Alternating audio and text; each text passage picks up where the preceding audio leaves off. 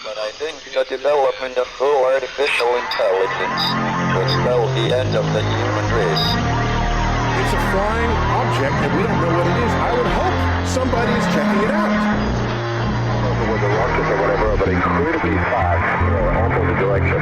It was too fast to be an airplane. I'm glad the Pentagon is looking at this, because if it poses a threat, I want them on top of it. Well, the craft generates its own gravitational field. So you said there's lights in the sky? The internet has become the command center for criminals and terrorists. 911, what's your emergency? I need help, please help me! Aliens won't let it happen. You know, that's what we're instructed to say. Roswell, Area 51. Alien kept deep under the ground. 1,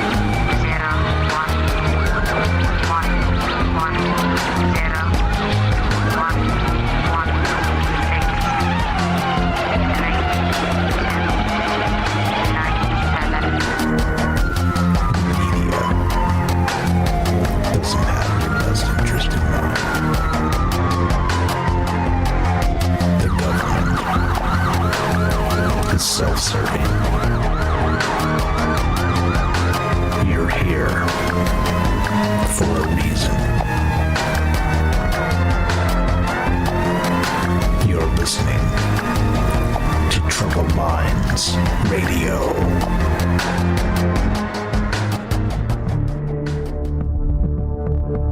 Broadcasting live from a secret bunker just off the extraterrestrial highway. Somewhere in the desert sands outside of Las Vegas. From somewhere in space-time, loosely labeled Generation X on planet Earth.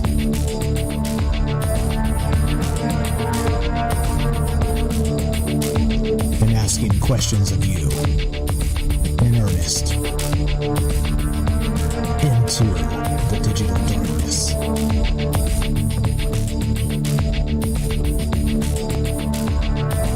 Well, good evening and welcome to Troubled Minds Radio. I'm your host, Michael Strange. We're streaming on YouTube, Rumble, X, Twitch, and Kick. We are broadcasting live on the Troubled Minds Radio Network. That's KUAP Digital Broadcasting. And of course, Auckland, New Zealand, 88.4 FM. Tonight, we've got some friends on the show. An old friend, Joe, in Florida, who's actually a funeral director. And of course, what better way to cement it all together than having James as well, the paranormal expert of Troubled Minds, none other than James Salcedo. And we're going to be talking about psychopomps tonight. We're talking about the final passage of the human life cycle and the individuals that are on the front line every day taking care of that invisible process. Now, you know me and how I love to think about these invisible processes, because there's a ton of things that happen in the world that nobody really gives credit to or for. It just happens. Things, you know, some damage happens downtown or something, and then before you know it, somebody comes along and cleans it up or whatever. But in this case, this is the final transaction. This is the one where we kick over, as they say, kick the bucket, not to be crude or ridiculous, but we are going to have a little bit of fun tonight, because that's the whole point of doing these shows together, is talking to each other, because that is really what these ideas have always been about, talking to each other, regular people about extraordinary things. And of course, the ultimate question is, what happens when we die? And, well, we can talk a little bit about that and about many other things tonight, but don't let me ramble on. Let's get these gentlemen on. Welcome. Let's go James first, and then we'll go Joe. Welcome, James. How you feeling? Everything okay tonight? Welcome to Troubled Minds. How are you? Doing okay. Hopefully I sound all right. Yep. Good stuff. I'll adjust your volume as we go, but you should be good to go. Speak up a little bit. We're good. Welcome to the joint. One more time. Hello, hello. Yeah, glad to be here. Thank you for having me on. I would have been happy just listening, but with everything that I do, I couldn't help but mention I could join you if it worked. So, thank you for having me. Yeah, glad to have you. Always a pleasure. You are the best, my man. The glue of the show, and we'll tell you about him as we go. Salcedo Paranormal is the name of the show. But let's get Joe. Joe, the funeral director in Florida. What's up, Joe? Thanks for peeling out some time for us tonight and scheduling this and sending over some amazing stories, which we'll talk about. How you feeling? Welcome to the thing. I'm doing okay. I'm trying to get into the season. It's been a little bit, admittedly, hard this year probably the first year I haven't decorated. Can you hear me okay though, or does anything need adjusted? I think you're good. I'm just adjusting on my end, which is normal. So talk away. We said loud and clear. So, we could start anywhere. James, Mike, stop me with questions, because while I'm trying to read some of this and kind of just paraphrasing and going along, it'll evoke like me being in the scene and probably going back to that, to that time. But, we could go either way. I've got, like I said, I've got some of the older ghost stories in here, but I figured I sent you that list of some of the real world things that I've seen that have happened. If people are interested in that, and maybe we should give a warning, you think, to some people, because some of these stories could be maybe a little bit graphic and kind of off the cuff or unexpected. Yeah, it's a good time to actually drop all the stuff. So other than the eyewitness examples that Joe's going to give you from things he has seen in his life and in his work here, tonight, again, aside from personal experience, there's no truth. We're going to be talking about wild things. So throw that out. As usual, look, all the disclaimers do apply. We're not here about truth. We're here about conversation and possibilities. And tonight may be a slightly graphic. So if you're squeamish and don't like, stories about, expired bodies, to put it lightly, then just a fair warning as we get into some of this stuff, because it is some people handle this stuff differently. And so to me, I can hear it, I can visualize it, but when I see it on a screen and it's realistic, I'm like, that's where I kind of draw the line. And I'm like, no, thanks. I don't want to watch it. That's just not yucky. But you don't have a choice in some cases. But so what we're going to do tonight with Joe and James is, and you guys too, will be taking your calls if you guys have questions for Joe. Again, he's a funeral director in Florida. James, of course, the paranormal expert at Troubled Minds. And so here's the deal, right? We're going to just talk about what that invisible process. Joe has talked in the past about how he got into the funeral business. He talks about it quite a lot on the show. We can just kind of glaze over that real fast and get right into some of these stories, because he's got some wild things that have happened, not just to him, but some of the colleagues he's worked with.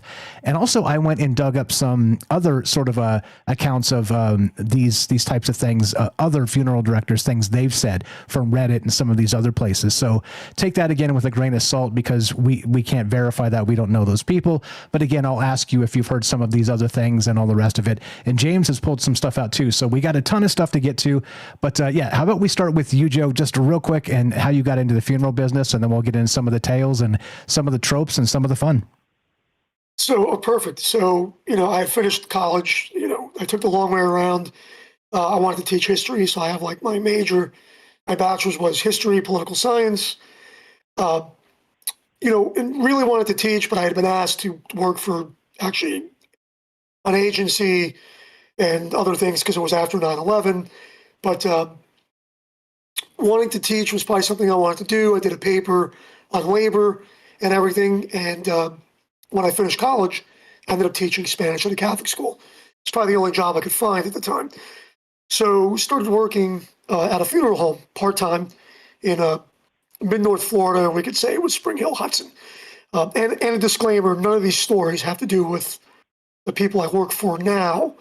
And I've said in other shows, I think the reason why none of these hauntings or anything happen at the place that I work at now is because it's a family-run place. And we could discuss that later, possibly with what it's got to do with energy. Anyway, so I'm teaching. I take a side job in the summertime, just opening doors as a funeral attendant.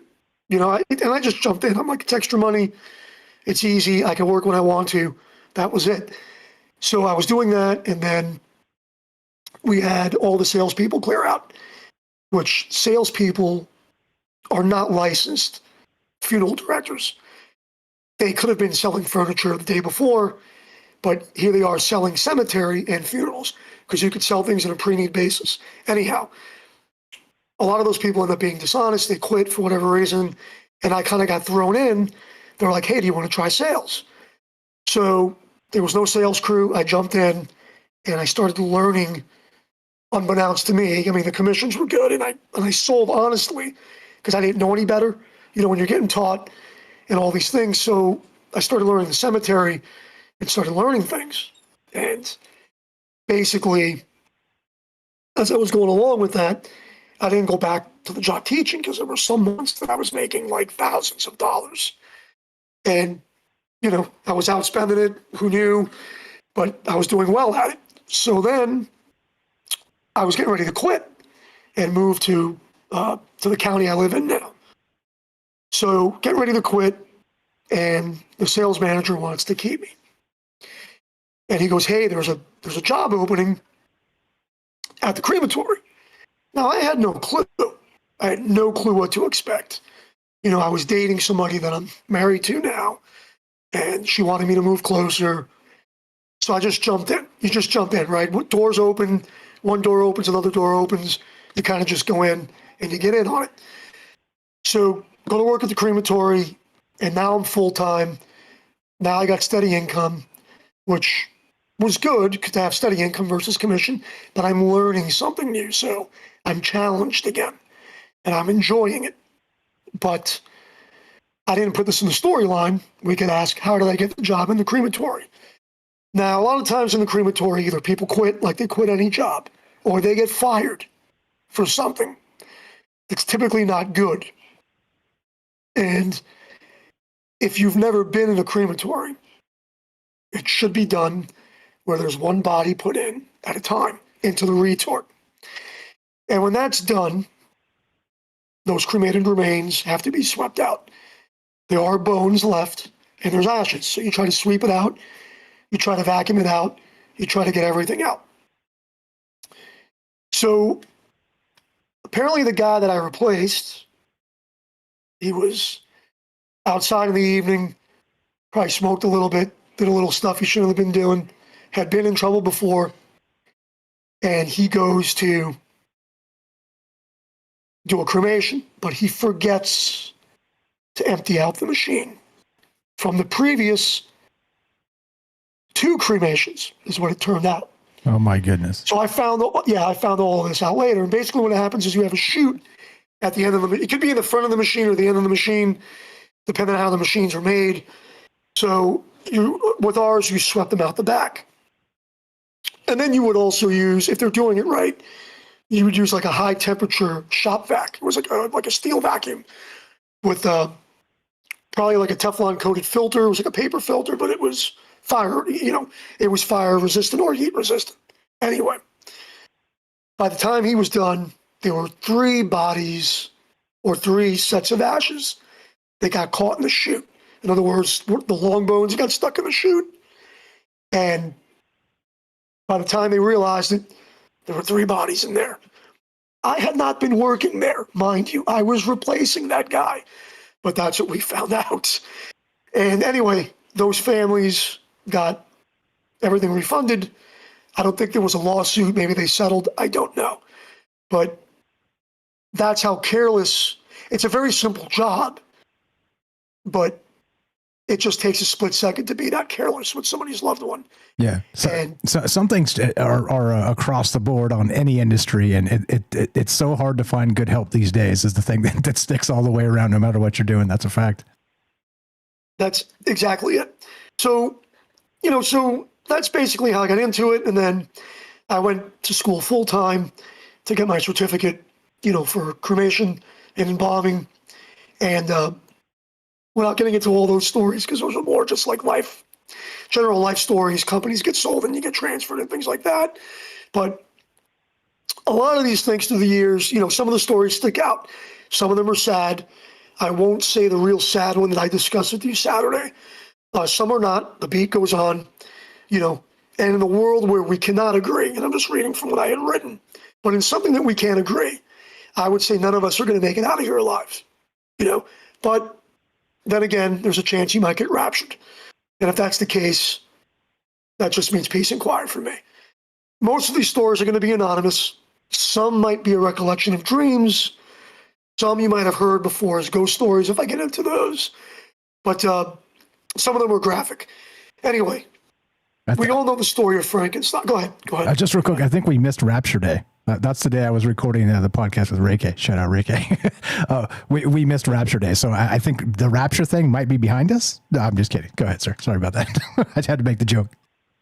Only God knows. Only God knows. But anyway, So while I'm sitting here eating some candy corn and, some chocolates this evening and some sweets, and I've really been good about getting off the sugar, but tonight's not that night. Everybody knows the story of Frankenstein. So we know how grave robbers might sell bodies to doctors for research. And back then it was really taboo. And of course, when science isn't understood, and the dead and all of that, it's always a taboo thing. But even nowadays, there's regulations for body donations, organ donors. I've seen very graphic things. I've seen eyes taken, not just corneas, but eyes. And that's kind of really freaky. I've had to put a bag of viscera, meaning organs, back into a donor body. We could talk about that later. That has to do with my dad passing away and things. But most of the time, the work days stayed at work. But sometimes things would creep in, strange dreams, and I could say they felt real, and maybe they were real, but I don't know. So I can remember these. I had been working in the crematory for a few months, and I was getting used to the way things ran, from identification of loved ones to weights, because there's there's physics to how you cremate, doing paperwork, temperatures, all these regulatory things that you needed to do.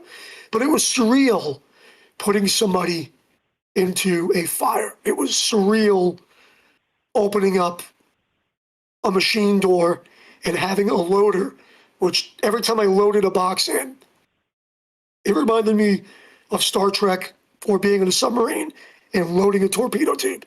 That's what it was like. The machine would load the box in, the machine would pull out, you would close the door, and you get the flames going.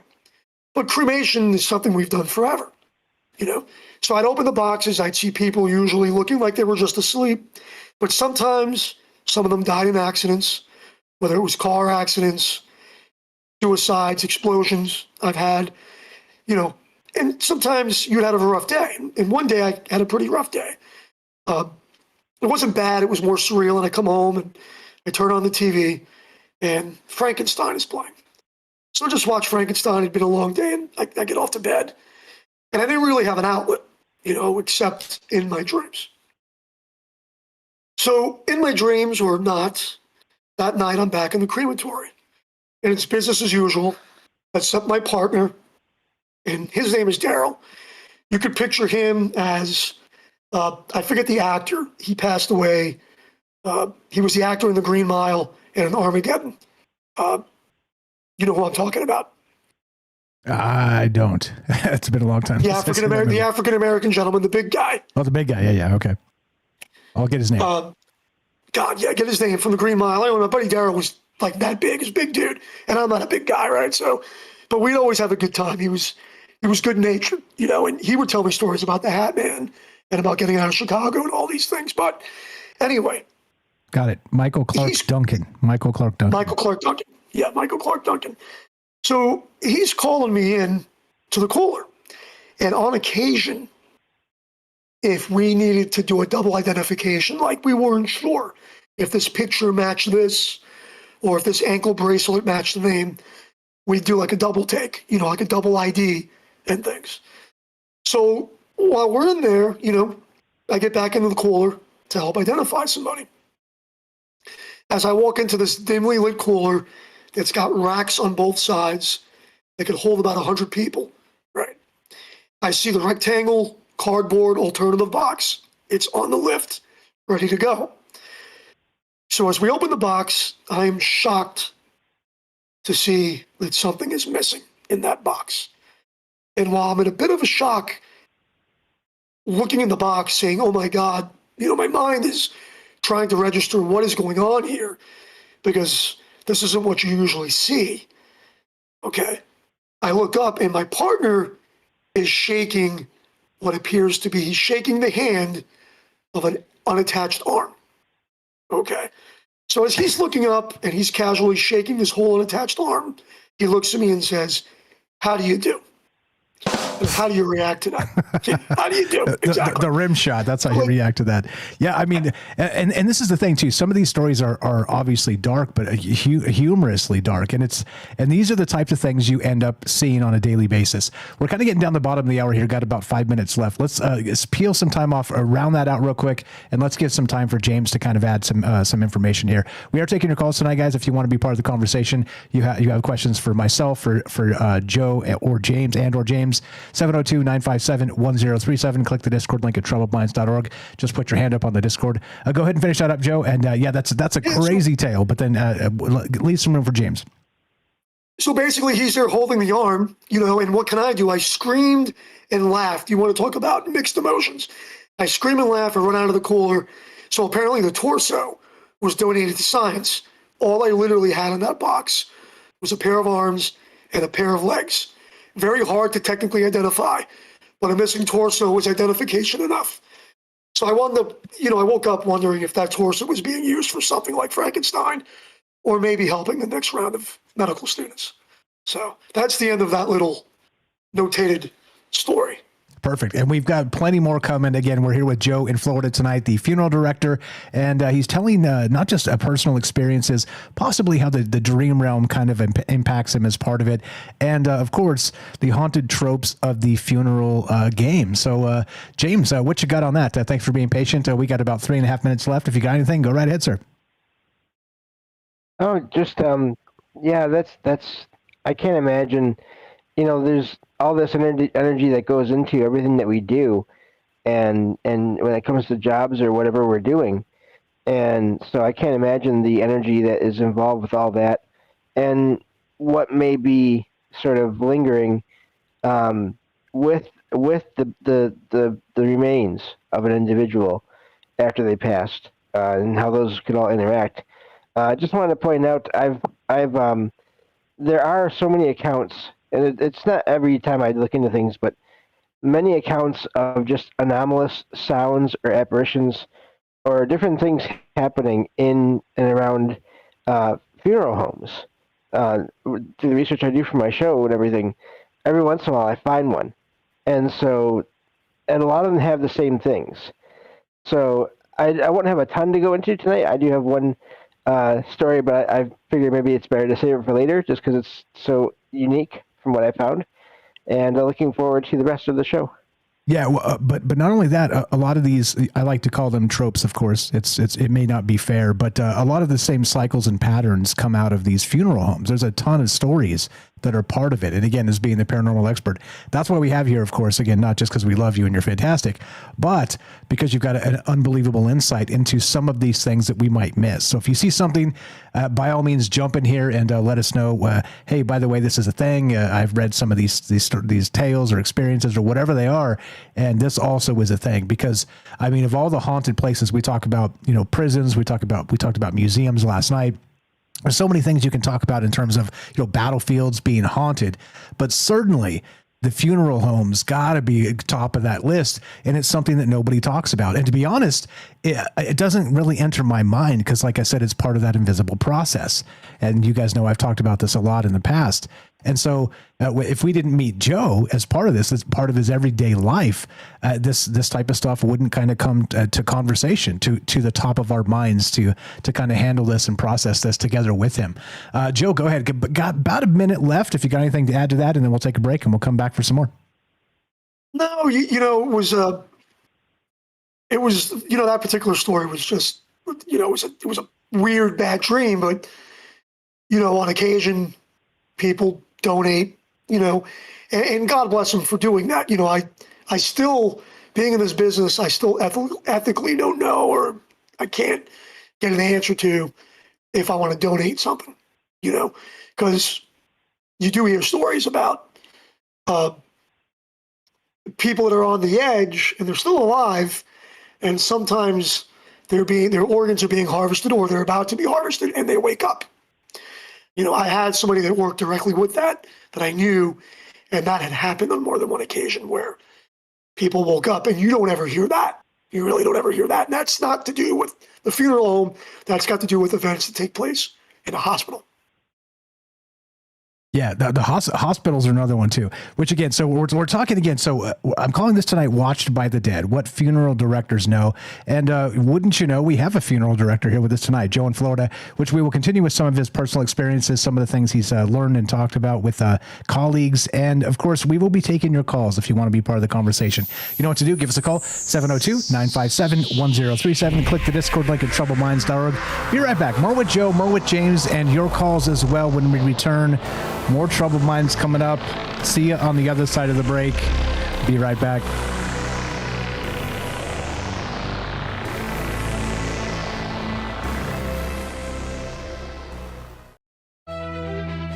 You're tuning into Troubled Minds, the show where mystery knows no bounds. Stay tuned for revelations that'll keep you questioning the fabric of reality.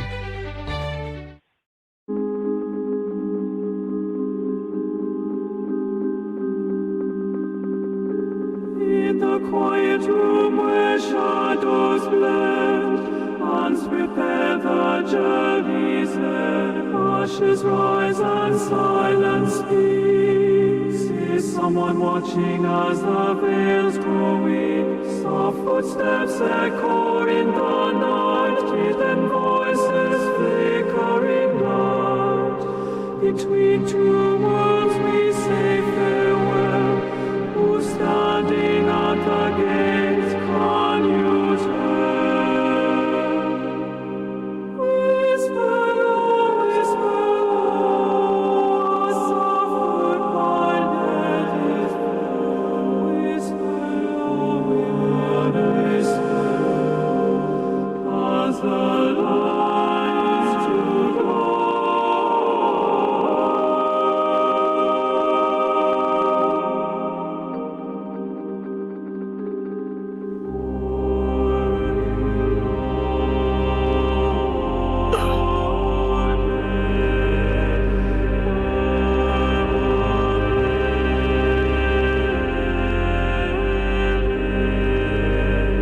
Let the music guide us through. In every note I find you too. In this space we intertwine, forever yours, forevermore. Whisper low, a soft goodbye let it fall. Whisper low, we will listen as the lights to go.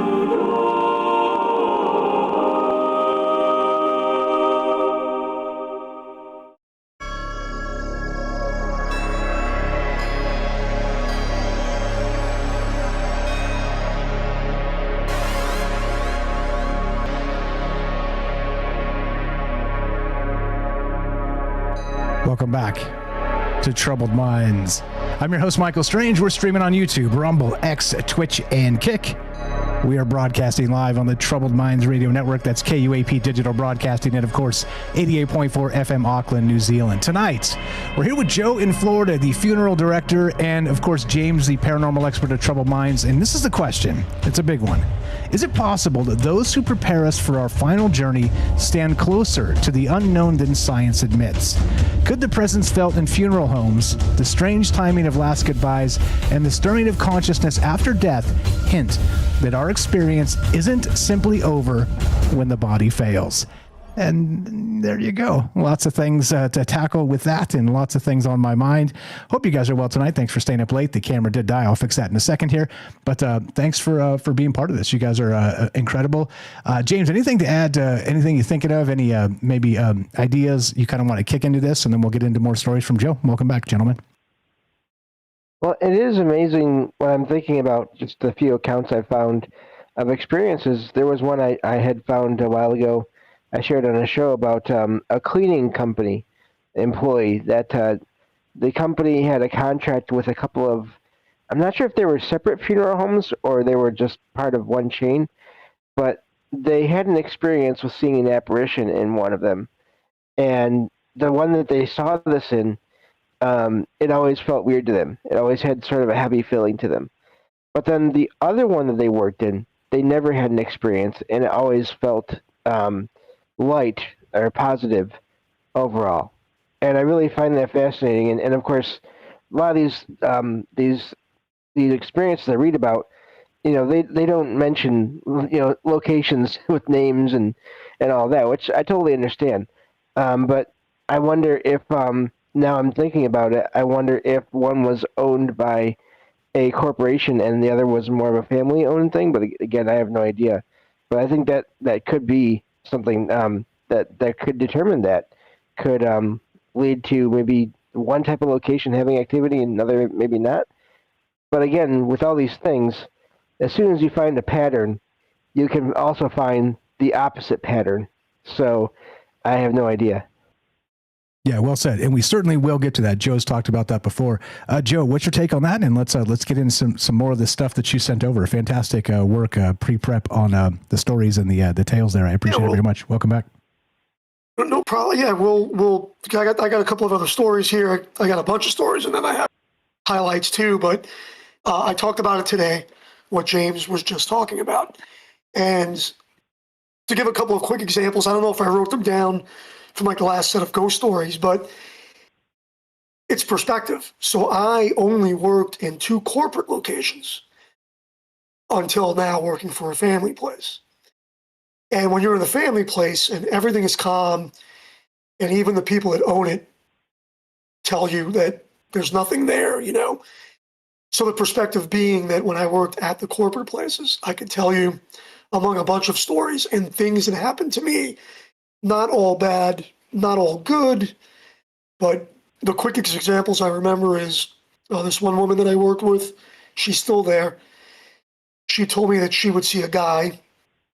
She saw him once come in through the back door, but she saw him in a back hallway wearing clothes and a hat. And he was basically putting his jacket and his hat on a stand. So she had told me that. And then there was an experience that her and I both experienced where it was middle of the day. Both of these were in the daytime, actually, but middle of the day. And we're down the hallway.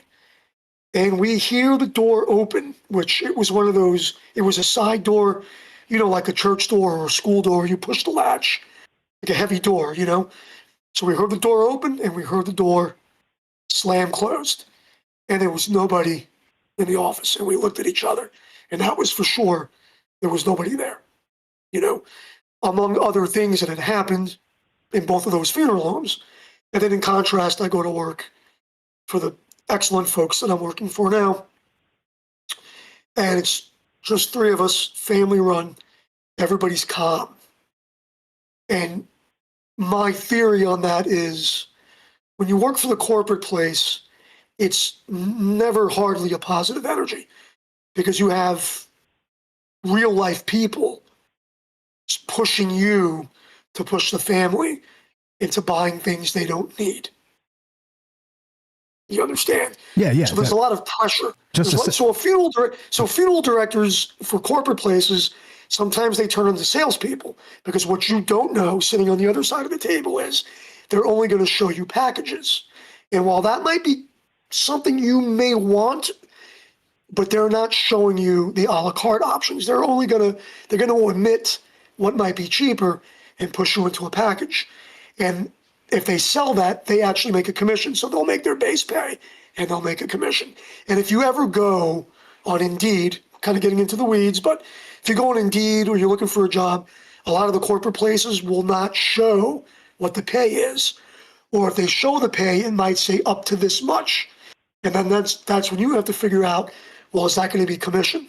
So, of course, right? The old trick. How much exactly. Can you sell to people in their grief? Which is unfortunately a fact of life. It's not just something that happens in that industry. It happens in every industry. But in that particular space, grief is one of the most powerful emotions we experience as human beings. And so, taking advantage of that is particularly scummy in the corporate sense. Yeah, that's it makes my blood boil just a little bit. Let's say. Well, I don't think I sent you that letter, but private, without getting into it here with the public, because I still don't know what the outcome is going to be, but what I told you this weekend, what I have going on right now is directly against that. Without getting into the laws of Federal Trade Commission and complicating everything for the listeners. But solicitation and things like that. But yes, it makes your blood boil. Today, as a brief example, I had somebody send us an email inquiry, and they literally put the amount of what they were willing to spend. And I called them and said, you're doing the exact opposite. Lucky, but they were shopping around. And I said, look, I could make you spend that much, but you really don't have to. And by law, this is the price of the services you're asking for. And it was half of what they were willing to spend. But if they took that to a corporate place, they might spend every last bit of that and then more. Yeah, of course. And I mean, and it's a really brutal thing because you're like, okay, so how do you put a price on the memory of the deceased? I mean, you put as much as you think you can, as much as you can kind of stress in that regard, because I mean, like you're not going to go cheap. This is the memorial for somebody you loved very much. So, I mean, this is just rife for exploitation. And speaking of which, it's actually a fantastic segue. So Joe and I and James jumped on the Discord over the weekend, this past weekend, and we were just chopping it up a little bit, testing Joe's mic and making sure, we were all set for the show tonight. And something came up that fits into this very well. You were talking about this super expensive casket that was handmade by monks somewhere in the Midwest. Yeah. Can you tell us about that? Speaking of the corporate part of this? I don't think it was super. Yeah, I don't know. I honestly don't know what the price is because the family, they usually purchase a third party. But it's the traditional coffin. It's not a casket. It's the coffin look with that coffin shape that you would see like watching an old, Bela Lugosi Dracula movie. But if you look it up, it's Trappist, Trappist, Trappist monk caskets. And they are handmade and they are gorgeous. And then they engrave the name in there in the wood.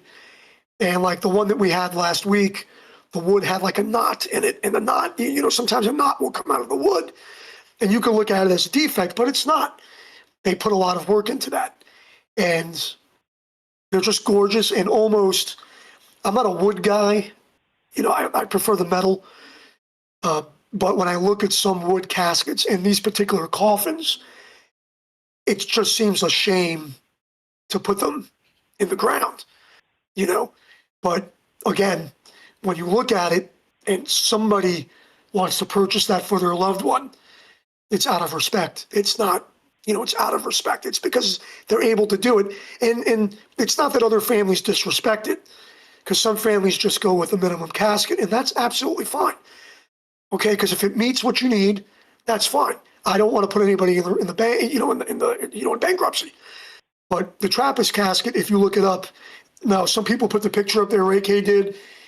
That's not the version that I had. It's more I forget the shape, what they call it, but I could look it up and post it, or maybe James can while we're talking. But it's Trappist caskets. I believe it's out of Ohio. I've got them. I've got the website up. I'm showing it right now, and I'm looking for that particular Bela Lugosi style. There's a square one here. The one which is the standard. That's like the standard shape of it. That's like a coffin, the coffin type. Okay. But they should have that Trappist monk shape casket. And I'm not going to type on the keyboard because you'll hear all that background noise probably. But yeah, that's okay. Just a real quick for the people out there, and so because this cuts down to an audio format. So the premium rectangular casket, the price here for Trappist, handmade by monks in what is it? Ohio, whatever it is. I always get it confused. I think it's Ohio. I want to say they're Ohio. Yeah. So 3,800 to 4,900, the premium rectangular, which shows up on the top here, and it goes all the way down to 17 to 2,700. Then the clergy casket and the child casket doesn't have an actual price, but the rustic urn, $450. These are made of wood, and I'm a wood guy. I've done woodworking in the past, and I can make a fine finish like this. So this is fantastic stuff, and the stain is top notch, and the finish is glossy but not too glossy. It's like the flat gloss. This is very good. I'm a connoisseur. I could do this myself if you gave me the wood. I'm not a woodworker, but I'm certainly a finisher in that regard. So yeah, this is fantastic work, and I'd never heard of it, and we were talking about it on Saturday night. So I thought it important to kind of put into this that there's all manner of industry that kind of comes into this, but we can get back into the spooky stuff. We don't have to talk about the economics of this space anymore. Just wanted to bring this in unless you got anything else on it. So I got a quick funny story about that one. I don't know if I wrote it down, but my first experience with that casket was quite a few years ago. And I don't know if I wrote it down, but this would be a story about, no judgment, right? So no judgment of people. And I go into work one day, and I got to take care of a family. Turns out that this guy was a priest up in, I want to say it was Pennsylvania, it was a northern state, but he was accused of doing those things that some priests get accused of doing. So my boss is telling me I got to meet with his family, kind of had a reservation. And he looks at me and he's like, dude, it ain't our job. And he's right. He's like, it's not really our job to judge when we don't really know. Okay. Because the gentleman had never been convicted or anything that happened. However, he died in Florida, and there was a conversation of if he was going to be buried with his vestments, meaning his, traditional priest uniform, basically, his vestments. Okay. So that's it, Iowa. Sweets has it down as Iowa. I thought it was Ohio, but this gets into the rest of the story. So I'm meeting with the family, and they're still debating with the church and the diocese how this guy is going to be buried. So we're getting closer to the date, and the family orders one of these caskets. And I look at the gentleman, and the gentleman is pretty overweight. And the traditional Trappist casket that they ordered, we weren't sure if he was going to fit. Not to mention, there was a blizzard coming through there. So I tell these folks, you got to order that casket, get it over here, and they try to get it to you within like 24 to 48 hours. So family comes in, and don't forget, I've got a priest that was accused. Family comes in, they drop off all the clothing, and they leave. So I'm looking through the clothing, just getting the inventory, because people typically give you a full set of clothing. So as I'm looking through this set of regular person's clothes, I'm missing an item, which was embarrassing, the item that I was missing in the clothing. So I'm telling my boss, I'm like, dude, this is terrible. What are we doing? We got to call the family back, or do we have the robes? And my boss is like, what are you talking about? What's missing? And I'm like, I've got the priest here. I've got all his clothes, but I don't have his pants. And you could hit the drum roll on that one, but I literally had a priest with no pants. And we had to get those pants in. We had to get him dressed. And then that night, I literally was tracking the shipment of the casket while there was a blizzard coming through. But the casket didn't make it in time, and we did bury the gentleman. And he did have pants on. Well, that's the good news. And also, as an individual with a commercial truck driver's license, God bless our truck drivers out there that are driving through blizzards to get these things to where they need to be when they need to get there. So yeah, I mean, that's all of that's incredibly wild. And again, some of the humorous things that happen as part of this. We need pants. Anybody got a pair of pants about 36 waist? What the hell, crazy stuff. Like I had a priest with no pants. I mean, I was just like, that's the punchline. I'm sitting there, I'm like, priest with no pants. What more weirdness can that be? But who knows what happened? Only God knows with that. And we just went and did the burial, and that was it. Now it just makes for like a little bit of a chuckle of a story. Absolutely. Now let's let James back in here. Anything, James, thanks for being patient, my man. What you got on any of that? I hope you are wearing pants over there. Well, no, I'm wearing shorts. Okay. Thank you very much. Okay. All right. No, I'm kidding. I mean, I'm not kidding, but I'm kidding. But I'm just wondering here too, with the transportation, I have a family story, luckily not to do with family, but real quick, and I'm wondering if anyone, if Joe, have you ever heard of this before? Once I tell it, and you can tell me. My grandparents had knew a couple around their age, and apparently the husband of told the wife and this couple of friends that I don't ever want to be transported in a hearse for the funeral for anything, and the wife said, "Oh, okay, no problem," and didn't think much of it. Years later, the guy passed away. They put him in the hearse. It will not start. And they tried several times to start this hearse. It would not start. So they had to put him into it, get another vehicle that was long enough for the casket, and get him to where he needed to be in another vehicle. And then, of course, once he was out of that vehicle, the hearse worked fine.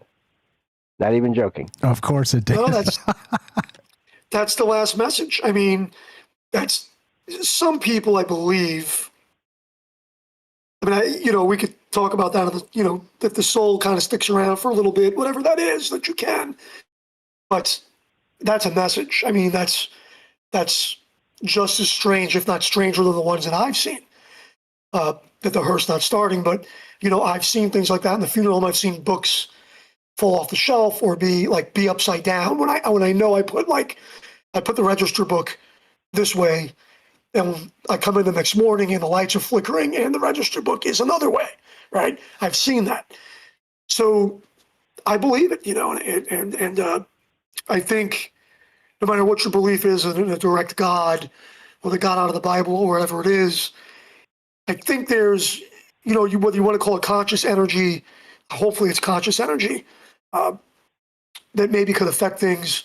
Yeah, it sticks around, Yeah, I actually got a whole list of questions to ask you regarding that type of stuff. Did this because I got some, funeral home tropes and that type of stuff. That's like, have you ever had this happen or had somebody you work with describe this? So I've got a bunch of that. So if you want a question, you let me know. I have a whole list of them. But yeah, I mean, that's the type of stuff that makes you wonder about sort of the last wish, right? And this type of stuff, how the consciousness maybe plays as we spin off this mortal coil, as the actual saying goes. So maybe that the last meal and the final wish and sort of all that the ritual stuff really plays deeply and heavily into the consciousness aspect of the passing. I mean, that makes a ton of sense there. And I'd never heard of that, James. That wasn't on my list, but that's fire stuff. Great stuff, gentlemen. What else you got? Back to whoever's got anything. Well, I think, maybe James agree or not agree, but chime in with that. But since we don't talk about death as a culture, I would think, we talk about spelling in the word, and the word means power. Maybe that particular story that James is saying, when that guy said it, he imprinted it. He meant it. He meant that. Because who would think of that? I don't want to be put in a hearse. Who would think of that? Who would say that? So, yeah, at the end when he died, it's probably like, you know what? I need to make sure they remember because I meant it when I said it this many years ago. Yeah, that's what I always wonder is, was he still there, or was his force or his reasons behind that, his will or his just wanting of not wanting so strong that it affected things in the future. I have one other account I did find online of something somewhat similar, but not quite the same, where a family member told their family and the person that made the post that I found that they did not want an open casket funeral or viewing. And this was years before they passed, I believe.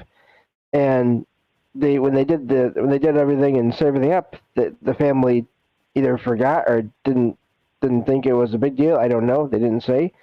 But during the viewing at the funeral home, in the middle of this, people talking about the individual and how much they loved them and everything, the lid of the casket closed on its own. With a kind of a loud slam, and made everyone jump. But then it brought back to mind the people that were there that had been told this by the individual, what they had said. They did not want an open viewing at the funeral home. And so I do wonder about that. How does that work? The caskets they could have just fallen, but I doubt it. There's like a spring lock on that hinge. There's different type of hinges, and you usually push them in to release, and you just close the casket lid. It could have been faulty, but again, I've never had that happen to me, where the lid just slams closed. So again, there's nothing to not believe it. I've seen things with my own eyes, and there's no coincidences, right? I think we could say there's no coincidences. So I would think that, yeah, maybe there was something there going on that made that thing close because people are vain. And if that person was vain, I know people that are vain, like they wouldn't want to be viewed that way. So you could say that there is vanity on men and women. Vanity's not just like women, it's men and women. People are vain about the way they look, and maybe they really meant it. And that needed to be respected, and that needed to be closed. That's it. Yeah. So it might not even be that too. Like just imagine, I don't know, like I can't imagine personally what that's like as, the deceased. Again, thinking about consciousness and the metaphysics and, the soul and all this other stuff, that maybe you do hover around for a few days and maybe you do actually get to sort of witness your own funeral and, that type of thing. You float up into, as the out of body experience suggests, your life flashes before your eyes. You hang around sort of floating on the ceiling for a few days till you go off into the ether, wherever you go. Now, if that's the case, imagine sort of experiencing the grief and the trauma of the people that love you. Like, I don't know, man, like that part of this is the thing that kicks me in the stomach, because I'm, it's not a vanity thing. I kind of don't want people to, see my unshaven face for a last time and be, I don't know, kicked in the gut in a similar fashion. You know what I'm saying? So I'm not sure it's about vanity entirely. Surely some of it's going to be, but I think in this sense, like the metaphysical aspect certainly plays at a deeper level.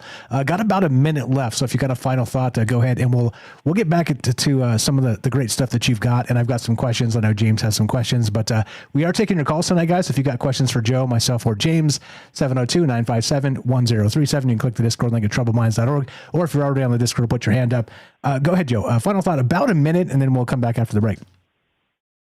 We can go into some more of these weird stories. I guess we're doing okay on time. I got another one that is probably kind of funny, kind of quirky that we can lead in with. I also wrote some notes down. I had one that I basically called The Dentist and the Gold. That was bizarre.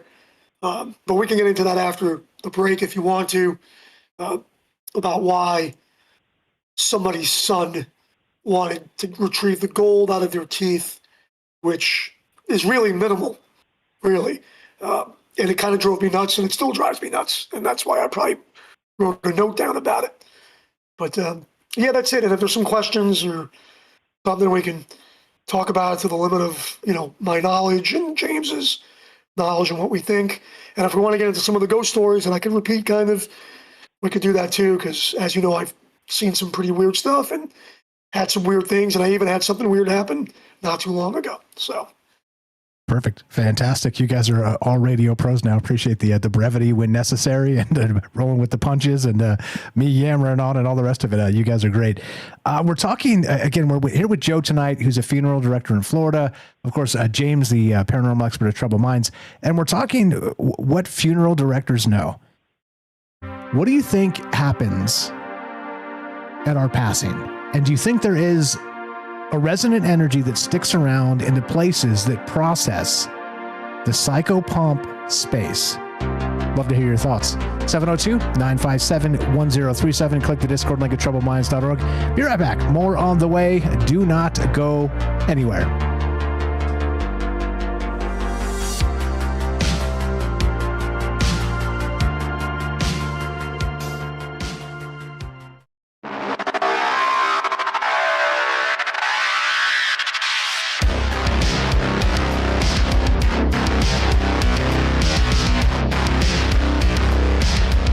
Welcome back to Troubled Minds. I'm your host, Michael Strange. We're streaming on YouTube, Rumble, X, Twitch, and Kick.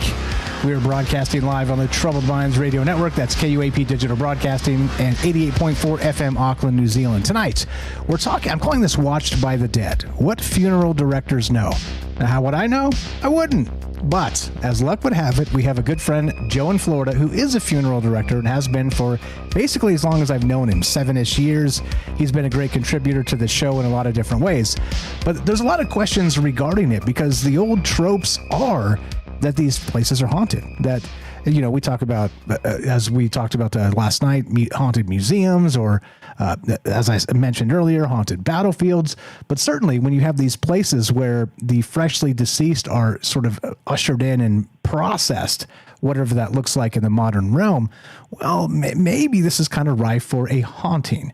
And that's what's on my mind tonight. And that's what's the topic is. And if you guys have questions for Joe, and if you don't want to call, that's cool. Just type them in the chat too. I have a ton of questions that we haven't actually got to. I wanted to kind of lead us down the Spookyville, and we're here with James, the paranormal expert at Troubled Minds as well. So we got a great mix of ideas and talent and experience all in the same space. So yeah, I'd love to hear what you think. Let's go back to James. Anything to add to anything we said, and then we'll go get to some stories and some questions for Joe. Welcome back, gentlemen. Thanks again for being here. And all you, James, what's going on, my man? Well, for one thing, I just realized I had muted myself while I went and stepped away from the computer for a second. So I'm glad that I caught that before you waited too long, because I've done that before. But there was one point I wanted to make too about, I guess, a couple quick points. I have found a couple of stories of accounts of experiences throughout my research and everything, where loved ones people would see the person that had passed, sort of an apparition of them at the funeral home, in and around the room where they're being viewed, and or just on the property. And I'm really curious about that, because it makes me wonder, does a funeral home have to be haunted, so to speak? Does there have to be energy that's always there for there to be activity like that just comes and goes along with the family and the individual? Because I think I can get behind the idea just because of accounts I've heard from people about having one experience in their home or in their workplace and then nothing before or after ever again. So I'm curious about that. What you all think of those possibilities? Yeah, and real quick on that, just real fast, it used to be too that they would process, the deceased in parlor, like in a parlor in their home. They would have like a room built for it. So that's another like massive reason, again, trope wise or idea wise, why those older homes are potentially more haunted or whatever. But sorry to interrupt. Go ahead, Joe. No, it's a good point. I have an older story based on that, and it's years old, and the woman doesn't mind. But I had a gentleman who was a Native American, and the last name was Black Bear. Just going to say it. It's public, it's public information. And if I can remember the details, I've said this story years ago, but there were always weird things here and there at the funeral home. I shouldn't say always, they were with certain families and things. Not every family had a weird experience. But alluding to getting to what James' statement, the one that jumps out at me was, I have my sister-in-law, which is a story I could tell later. It's not a happy, funny story. That's a sad story. And this one here is kind of a story about love. Since we're just going to jump into it, I'll just recollect it. But this woman come in. She wanted to do cremation for her husband. But sometimes funerals, quite often, are like layers of an onion. You keep peeling them back until you find out. So this guy passes away, and we're going to cremate him. And the wife pays for the cremation. And next thing you know, I've got sisters calling. Sisters of the deceased are calling. And they're calling from out west. One of them, I believe, was on a reservation or lived on a reservation and things. And they were calling, and they wanted to stop the cremation because they wanted to do burial, and they wanted to have him shipped out. This gets into the legality of things. One sister in particular wanted to have him buried. So I tell them he's married, and they're like, he's not married. So now I got to go to the wife, and I tell the wife, hey, what's the truth here? And she says, well, we're married in the eyes of God, right? So now here I am stuck trying to do the right thing. I've got somebody that's paid for the cremation. I literally have, it's the Department of Interior for the United States government, but it's a representative of the tribal nations. I don't remember the thing, and I'm not hopefully offending anybody, but that gentleman had called me saying, hey, we want to get this guy, moved. And I basically said, who's going to pay for it? Because it's thousands of dollars to do a burial and to do this. Who's going to pay for it? I says, I've got somebody that paid for the cremation, taken up with the family, and he backed off. But in the meantime, as far as coincidences were concerned, I literally see a license plate that says Black Bear. There was, on the news, a black bear in one of the northern counties here in Florida, which is not unheard of, but it's the timing of things. Like we say, timing and coincidence or not. Then my daughter, who must have been 5 or 6, comes back from the library with my wife, and she's like, oh, I found books for you. And it's a book. It was a book by Michael Salla. I think it was called The Warrior. I've got it here somewhere. And it's funny that it sticks out. I never read the book, but I opened up the book, and it was about a Native American story. I don't think it was a black bear, but it was a Native American story. So then I got to say to myself, what are the chances that I'm seeing all of these things? Oh, and by the way, the register book and things that I was putting together in the room, in the display room where we have like the urns and things, there was a book with an eagle. There was a nature-themed register book. I had put it up and left the funeral home. Come in the next morning, and the office manager tells me, she's like, I don't believe in this stuff. But the light kept turning on in that room over the display case. So I go walking in there, and I'm looking at the register books, and I'm like, hey, Jill, did you see a book or anything on the floor? She's like, no. And the book was upside down. It had an eagle on it, and the eagle was like upside down. It was weird, man. It was weird. And got the cremation done. It was a Christian priest in the reservation, wherever they were living in, whatever it was out west. And he accepted to take some of the ashes and was accepting of that.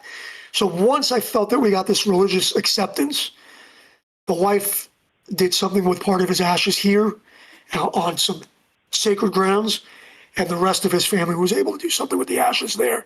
And when that happened and I got him mailed out, those incidents stopped. Yeah, that again, and James could talk more about this, is that sort of at rest, right? Like I said, sort of a hovering consciousness, waiting for the moment when it's okay to rest. It's okay to stop sort of meddling with what you expected or what you want before you move. But a ton there. What you got on that, James? Well, this would probably be maybe a good point to share something I brought up to you earlier today, Mike. Post about an experience that I found, and I'm just going to summarize it. I'm not going to read it all. Basically, there was someone that made a post online. So there's different places online, websites, forums, where people can post their experiences. And this one person made a post saying they worked as an undertaker and for a funeral home or near a funeral home. And this one day the funeral home was being moved. The business of it, not the home, but the building, but the business was moving. And they had a room, and I'm really actually curious about this once I finish, Joe, if you think any of this sounds like it could be made up or whatever or exaggerated, but they had a room where unclaimed ashes of individuals were stored. And but of course the business was moving. So this undertaker had to take care of the transfer to pack the boxes to bring them to the other location. And they had headphones on. They were listening to just a podcast. They didn't say which one. They didn't say paranormal either, so I'm guessing it probably wasn't that. It was obviously Troubled Minds. Could be. But it's funny because they said in the post a couple of different times, I'm not into any of this paranormal stuff. Like they pointed it out, and so they were taking the boxes, they had the remains, and putting them in these storage bags. And of course, I'm guessing they were steel boxes, otherwise they wouldn't be putting them in bags. And so at one point they went and to put a box in, they had 2 bags, and they went to put a box in one of the bags, and then they just froze. They said they felt like someone had taken control of their body and just made it stop, and almost like they felt like they, in their mind, heard someone say no, and they looked down at the boxes that they were working with and transferring, and they noticed the one they had just put in a bag had a name on it, and a first, like a woman's name, first name, and the last name. And then the box they were going to put in the other bag had a basically the word baby, and then the last name on this other box. Of course, tragic situation, whatever happened. But what they figured out is this happened when they were going to put the box with the baby's remains in a separate bag from the one with the mother's remains. And they've never been into any of this before. That, like I said, they pointed it out. They never had an experience with anything paranormal before, and never since. And they just could not believe that this happened because they weren't thinking about anything anomalous. They never had an experience with that before. And so yeah, I was just saving that because I was really curious what you think, Joe, and what everybody thinks about that, because I think that's fascinating. Yeah, absolutely. That's a great one. Just real quick, just as the timekeeper here, we're good on time. Pete, Chef Pete has had his hand up for a minute, so let's make some time for him. But go ahead and answer that, Joe, and we'll get him in here in a sec. Yeah, no, that's a creepy one that I haven't heard of, but you could tell that they're probably telling the truth, because not a lot of people know that when a baby or fetus, depending on what happened, if it was an accident or if they died in childbirth, we don't know. But typically when the hospital releases remains, it's usually baby and then like baby Smith or baby Doe. It's usually the baby and then the last name of the family.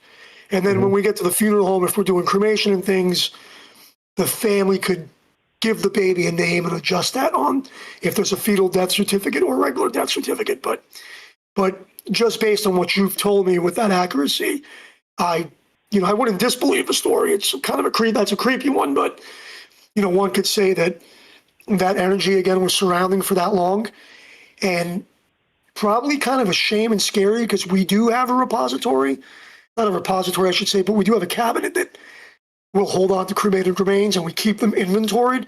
And what's a shame about that is they're unclaimed, and that's more a shame than anything. So you saying that, you telling me that story, if I'm allowed to have empathy, and that's a sarcastic joke, but if I'm allowed to have empathy, I hope that when that person passed away, that they didn't feel cold and alone, and that's not continuing, because that's where my head goes right away, and maybe that's why I do this job. You follow what I'm saying? Yes, definitely. Those ashes never came home, and that's just sad to begin with, and that might be why. Definitely a lot there, and I agree. And I'm just again, I've never found another account like that. I found so many accounts of people seeing things, hearing things in funeral homes, but that one, and I just found that like within the last few weeks. So interesting timing on that. Synchronicities abound. Sometimes that's the way these things work. All right, let's put a pause on this. Let's get Chef Pete in here. Chop it up with him for a second. Get a question and some other stuff. You guys are welcome to call. Again, we're here with Joe in Florida, the funeral director. James Salcido, of course, Salcido Paranormal, the paranormal expert at Troubled Minds. We're just talking. We're just talking about ideas. Looking at. I'm calling it "Watched by the Dead: What Funeral Directors Know." And if only you had a good friend that's a funeral director that could answer some of these questions, well, we've got one here. So if you got questions, you're welcome to. Again, 702-957-1037. Click the Discord link at troubledminds.org. We'll put you on the show. Easy as that. Let's go to Chef Pete. What's up, brother? You're on Troubled Minds with Mike and James and Joe. Go right ahead. What's on your mind tonight? Hey, guys. Can you hear me well? Loud and clear. You sound great. Awesome. Hey, I got an open-ended question. I just... something I had on my mind, and maybe Joe might be able to answer this the best. And this is a little bit of a morbid one, but do you see any difference in activity when it comes to people who die naturally, like in their bed, or if there's a violent death, or if there's a traumatic death. And I'm just thinking, what does that look like when you're passing over? And do certain deaths tend to stay over? You know what I mean?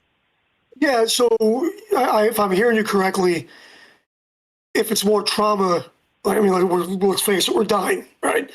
But if there's more trauma that's experienced, does that leave behind, a shadow? And I think, James and I think we could both answer that. I mean, as far as the funeral home's concerned, have I seen anything lingering in the funeral homes that I worked at? There was always a general discomfort of energy, and I would go into work and I would kind of clown around, probably because I could and everything. But like the place that I'm at now, like I said, it's very peaceful, it's very calm. I don't really joke around. We do our job, we get it done. And I've had trauma.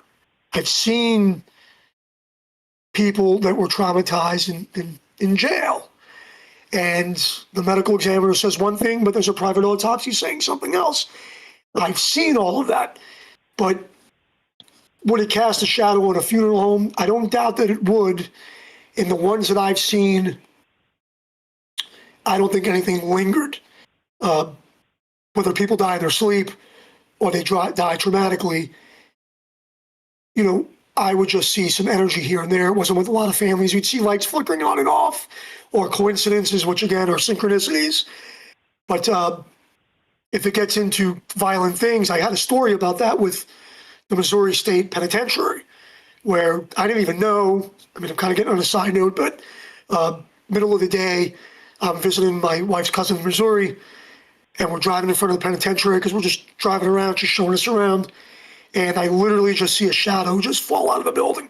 It looked like clothes, looked like just a black shadow. And she's like, oh, that's the penitentiary. And then come to find out that it was like a haunted, like murders and all kinds of things happened there. And I literally saw that before I knew it. If that answers that. And then I could tell you a story later on that Michael knows. And that some of these people, some of the listeners here, but some of the folks here that have been listening have heard about when my sister-in-law passed away in Hawaii. And I literally had things going on in the house. I had things going on in the funeral home. I had all kinds of things until, again, the ashes were put to rest. That's amazing. And she may have died. My sister-in-law, it was a heart-related issue. The way I saw her and found her, I know she experienced some pain, and I think also that people, all of us, most of us, what we see physically, if we have empathy, we experience that. Like if you see something in a movie and you winch, but it's a movie, right? You get the desired effect. But then there are people like me, I hate to say it, but because it's not like I asked for it, but I have had people look at me and say, you're open, like you're like force.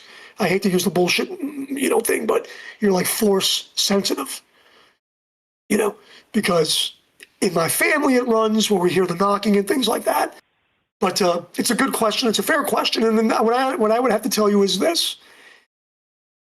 Sometimes I think that when we're on the edge, when we're dying, if you choose, if we are taken out in our sleep, maybe that's the best death that we don't know. It's an unexpected, unintended death. We pass away in our sleep. There's not a lot of pain, and we just go. But a majority of the deaths are we linger from a disease, whether it's a stroke, Alzheimer's, coma, whatever. Okay? We linger. What I do see more times than not is that when the family leaves the room, a lot of times the person passes away, which in my own mind, to justify that, I think that maybe at the end of the line, I hate to say God, but whatever's there, okay, maybe gives us a little bit of power just to kind of stick around and choose when we have to cross over, if that makes any sense. You know what? That makes a lot of sense, because I will say this. When my grandmother passed, my paternal grandmother passed, she hung on. So did my maternal grandmother, because we lived out of state. We had to travel in, because they were like, "Hey, listen, it's happening." Yep. And I got up to New York, and my paternal grandmother lasted another 2 weeks, so we got to see her and hang out and bullshit. And then when she was done, she let go. And then my maternal grandmother, she waited until the day after I got there. Me and my wife got there to pass. And it was just my grandmother's. My grandfather's just passed. They just went. They were like, we're good. I was gonna say, you want to know why? Because we're guys and we're like, man, I don't need to be around here anymore. Let me just get out of here. Just because we're guys. Maybe the women, no offense, I'm just totally joking, but maybe the women like to see us suffer a little more. Like, he didn't cry enough. Stop it. I need him to cry. But stop it. But here's the thing.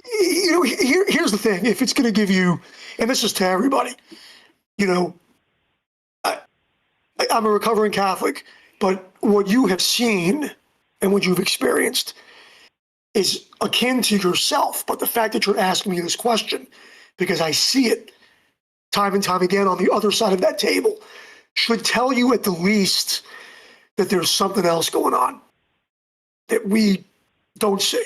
And to me, that kind of gives me hope that, when I go somewhere, wherever it is that I go, I can still play ice hockey and, go out dancing and do some crazy stuff and, go to a strip club, in heaven or hell or whatever the heck it is, in the Matrix. That's what I kind of hope for, right? But, joking aside, what you've seen, other people have experienced. They may not talk about it, but other people have experienced it. And again, to justify it, in my mind, it's because our Creator, or whatever that is, I think gives us that grace period, if that's a good way to word it. Final thought, Pete. We're out of time. We're out of time. Go ahead. Okay. No, go ahead. About 30 seconds, just to let you know. Wind it up. Okay. And then the other thing is do you think, and this is an open question again, do you think how you choose to go out, whether it be in the ground, through the crematorium, on a funeral pyre, do you think it makes a difference? It doesn't. Here's why. Because ashes to ashes, dust to dust. So what the earth does, and we could discuss that after the break, but what the earth does in years and years of putting concrete and metal in the ground and fluid in the ground, the crematory just does that in 2 to 4 hours. That's the way you have to picture that. Okay? We're just a shell when we're done. So you get your prearrangements done. You want cremation? Ashes to ashes, dust to dust. Very good questions. Thanks, guys. You're the best, brother. Appreciate you. That's Pete in Georgia via New York. Obviously, you're the best, brother. Thanks for staying up late with us. Thanks for the great questions. And by the way, one of the questions you asked was on my list to ask, so I'm glad you did it. We're here with Joe tonight, the funeral director in Florida, James, the Salcedo expert, the paranormal expert at Troubled Minds, and yours truly, talking about, well, what we don't know. Be right back. More Troubled Minds on the way. Don't go anywhere. We got a question from the Robert, and your calls as well. Don't go anywhere. Be right back.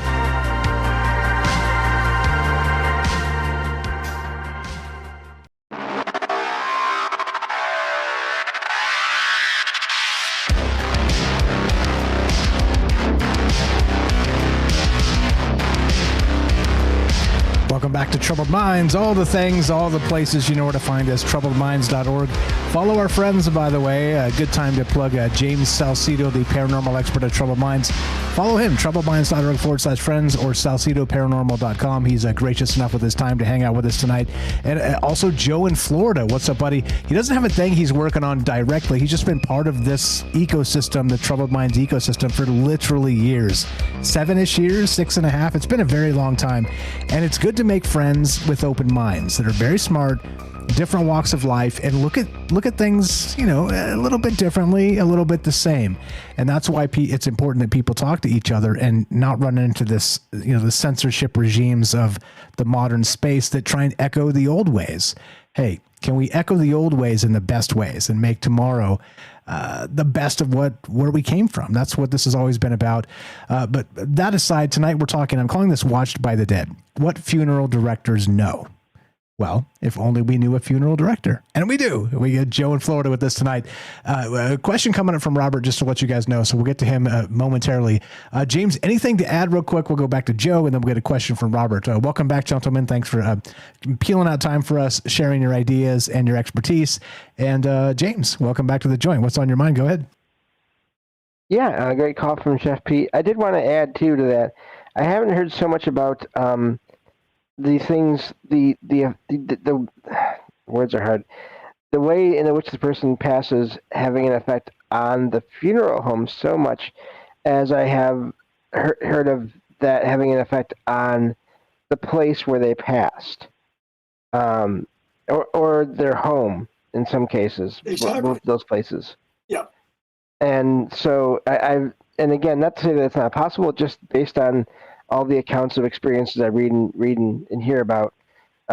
It's more to do with the important locations in the person's life usually than it is the actual funeral home. Not that I'm putting down the funeral home at all.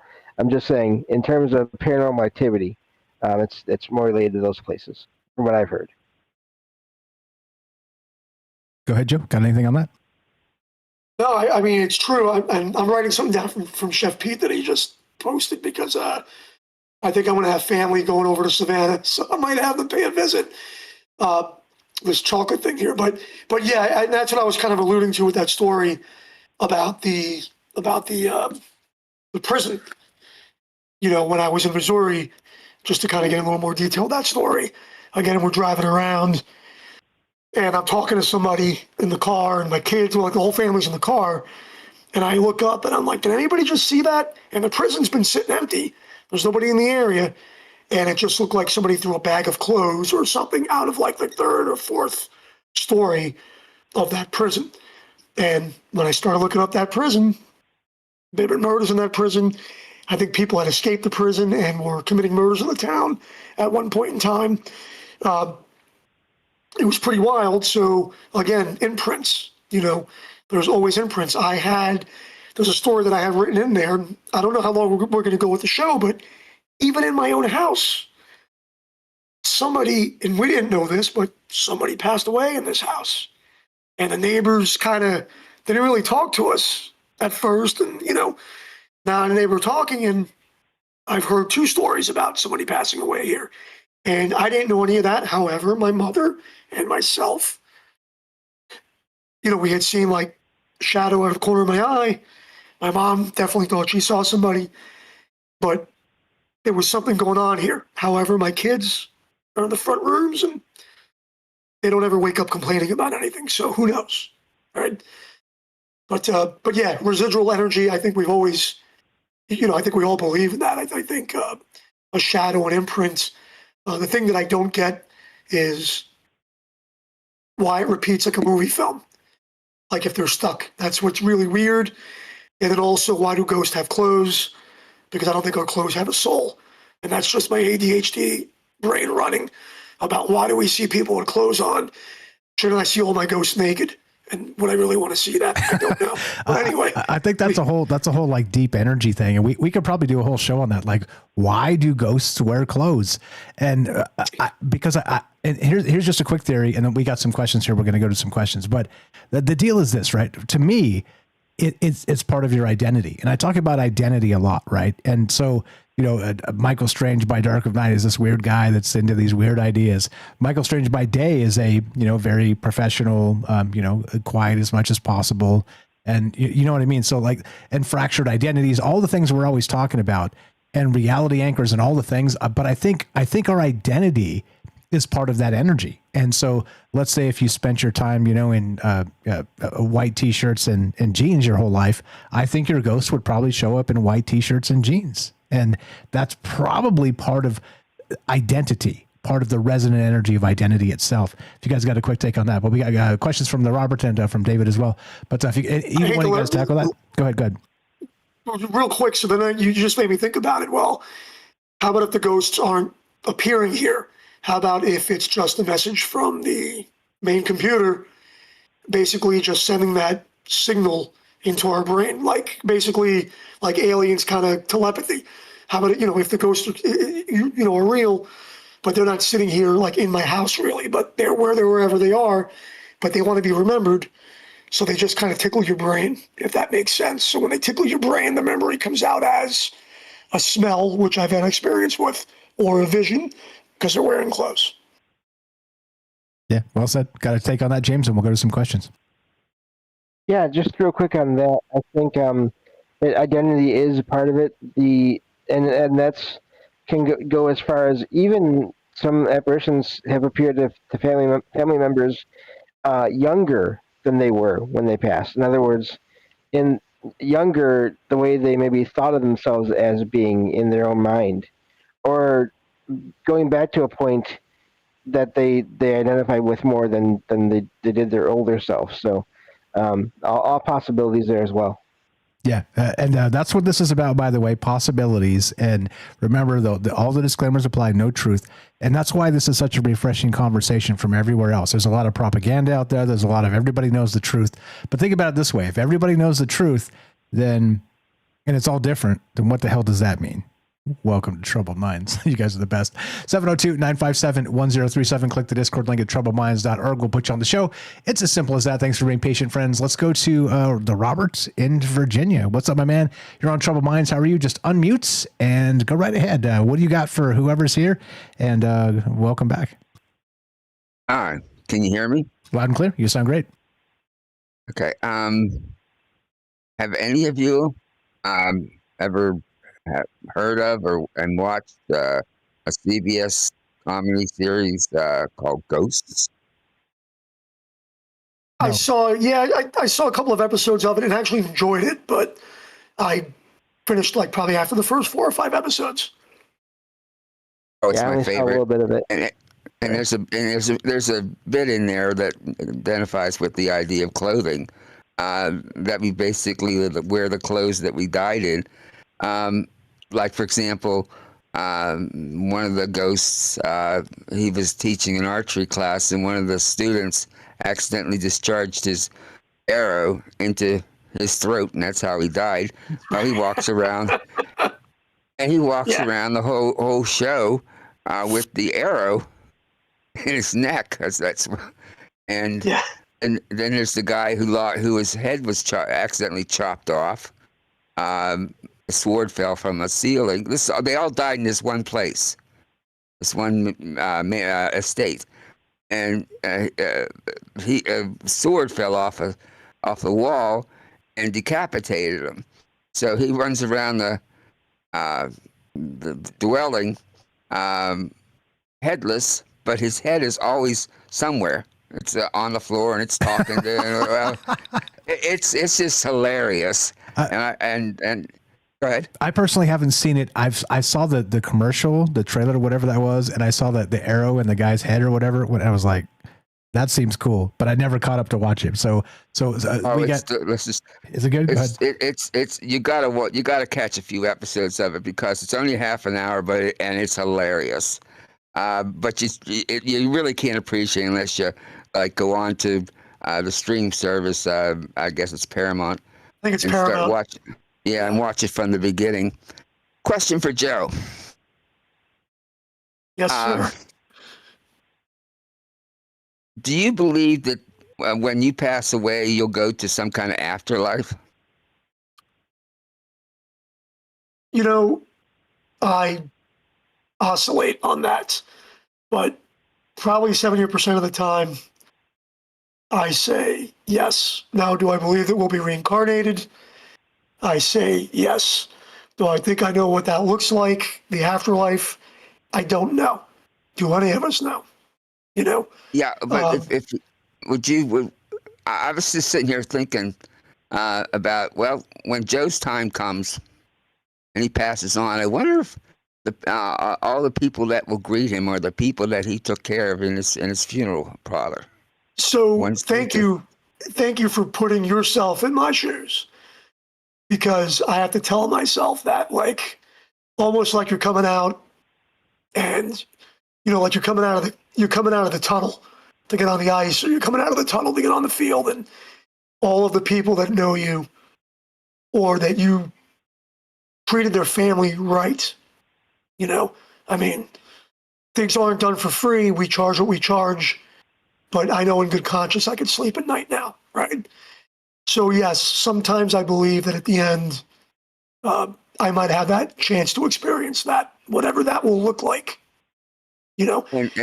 And when you pass, Joe, do you think that you'll hang around long enough to see how well the individual that's preparing you for service? I knew that question was coming. Are you going to look at him and critically and see? Well, now you know what I mean. Well, I totally do. I'll totally do, because here's how come.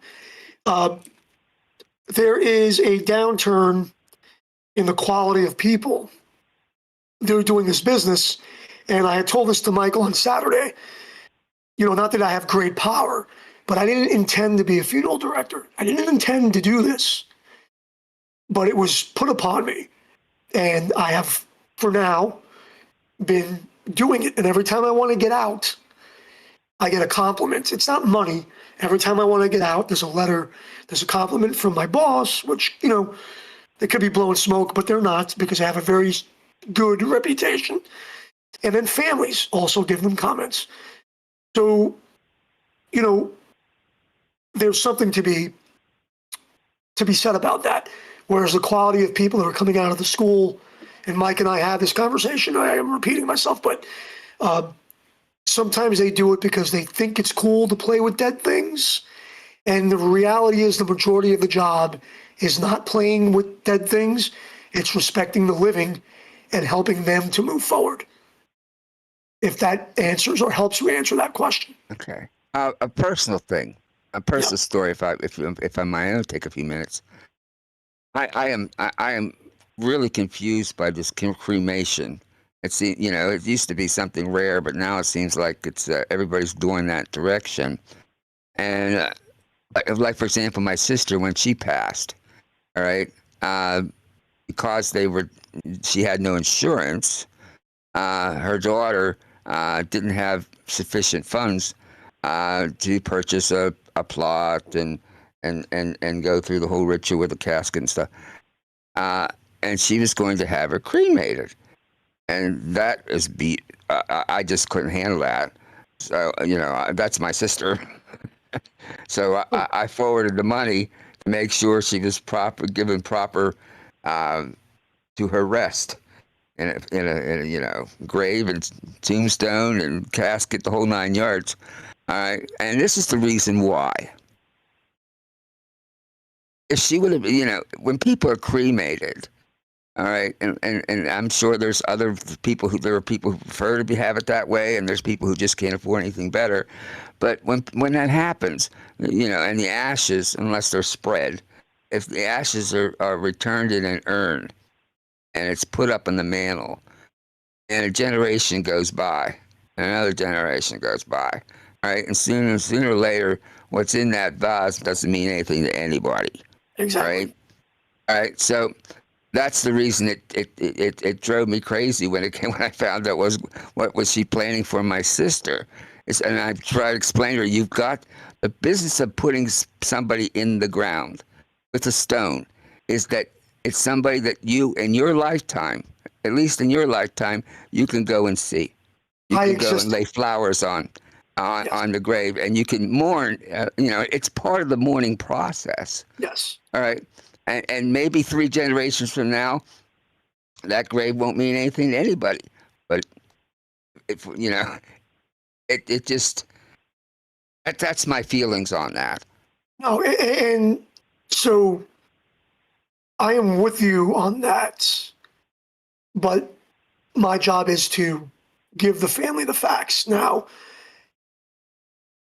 a lot of people do cremation in the Catholic Church, and when people tell me, and I give my personal opinion quite often when I'm counseling or talking with the family, but you are correct. I tell families, what are you planning to do with the cremated remains? The place that I work at now is predominantly Catholic business, and while the Vatican and the Church accept cremation, they really like you to place the cremated remains somewhere. So at the minimum, we could disagree on burial of a casket or burial of an urn, but to me, the end point is having a stone or having a name there through time in memoriam, says that we existed. And you're right. I mean, that my opinion is maybe a little bit different about why we would do it, but again, you could go someplace to grieve. It says I existed. I have, people do. They have cremated remains in the house, and it's like, and it was one of my selling points. It wasn't so much as a guilt thing. It was, I would tell a family they were prearranging, so they had time to plan it. Family would come in, they're looking to do cremation. I wanted to sell, right? Because I was a sales guy at the time. I'm like, what are you going to do with the ashes when you're done? Oh, we don't know. We're going to talk to our kids. I said, why don't you talk to your kids and get back to me before we write it? Like I would tell them, don't give me the money. Come back to me and tell me what you want to do. And maybe I'll cut you a deal. So I would cut them a deal. What they didn't know, and it was an innocent deal. So they would come back, they'd be like, what do you got in the cemetery? So I'd show them some niches and different prices, but I would tell them, look, I'll get, you pay full price for one cremation, I'll discount the other cremation. And you could still pay, you put your full price, whatever, we'd work a deal out. For them, it was a win. For me, it was a win because when you sold cemetery, you actually got commissioned twice on it. So I'd rather sell the cemetery, right, and lose a little bit of money on the funeral services and still get the deal. In other words, I wasn't greedy. If I let $100 walk out the door, I still brought in 400. Whereas I could have lost the whole thing. That's why your destiny was driven to what you're doing now. You said you didn't plan on this. It was planned for you probably because you would be the kind of person in an occupation like that who really had compassion for the people that hire your services, right? As opposed to a corporate funeral house. Exactly. Yeah. Another thing about, have you ever thought of doing a podcast? Yeah, but for me, like I said, Mike knows, and Robert too, because I know you could be a little political, and I respect that. And I think we're probably on the same side of a lot of things. But it probably lean more political, and I'm going to tell you why I really don't want to do a podcast about death. Because there's a lot of people doing it, and they're doing it for the wrong reasons. And I'm still in the industry, and I know people that don't have a good reputation in the industry, or they just get up there to flub, and it's constant content. It's constant content. And Mike comes on the show when he has a good idea, and sometimes, Mike, you don't do a show on some nights. Sometimes you do a show, and we all try to contribute. And sometimes I don't have a good idea at all, just to be clear. But you're not out there actively maybe going down a rabbit hole we shouldn't go with certain things that you and I talked about on Saturday that might be discussed on Rumble, right? So, yeah, I thought about a podcast, but if I did it, my day job is my funeral job. I've seen it. The algorithm a while back was coming up with a podcast called Ask a Mortician, where this mortician, Catlin Doherty, it went into all the details. It'd be a different subject each time, and she would start to explain this and explain that, and I thought it was fascinating. One more thing before I go. When you have cremation and you have the ashes on the mantle, all right, the idea of talking to that urn, as opposed to going to a gravesite, and people, everybody, I do, all right, go to the gravesite and have a conversation, all right, with the deceased, all right. It's a little bit different at the graveside than I imagine talking to an urn. I would say so too. Because it's what you say in private life versus what you say, in public. People in public always give the eulogy, and most of the time they always give, the glowing review of somebody's life. But you and me, right? We're all real people here, and I know that I've had ups and downs in my relationship, and I'm sure that my wife would tell me a different story if my ashes were sitting on the mantelpiece than if she did in public. Just like we have real life ghosts in the closet now that we don't talk about in public, it's the same thing. I think if I'm hearing you correctly, excuse me, I think that conversation would be different. So. Yes. Okay. Well, you've helped me a lot with your responses to my questions, and now I'll sign off and let somebody else come in. You're the best, Robert. Appreciate the call. Thanks for staying up late with us. Always a pleasure. And we'll talk to you soon. Have a great night. Night. Thank you very much. The Robert, you know him, you love him. Again, a mentor of mine, a mentor of us all. Go check out his book, troubledminds.org/friends. Scroll down. It's the Robert, Stories from a Fractured Mind, the Robert Collection. He's the first guy that sent me a book that he wrote. No, James did it too.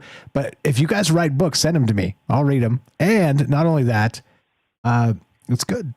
We've got a lot of talented people. James's book is good. Robert's book is good. Please help each other. This is, again, not stamping on each other's faces to compete. Let's help each other together. That's the whole point. Buy Robert's book, troubledminds.org/friends. Scroll down, the Robert, click it.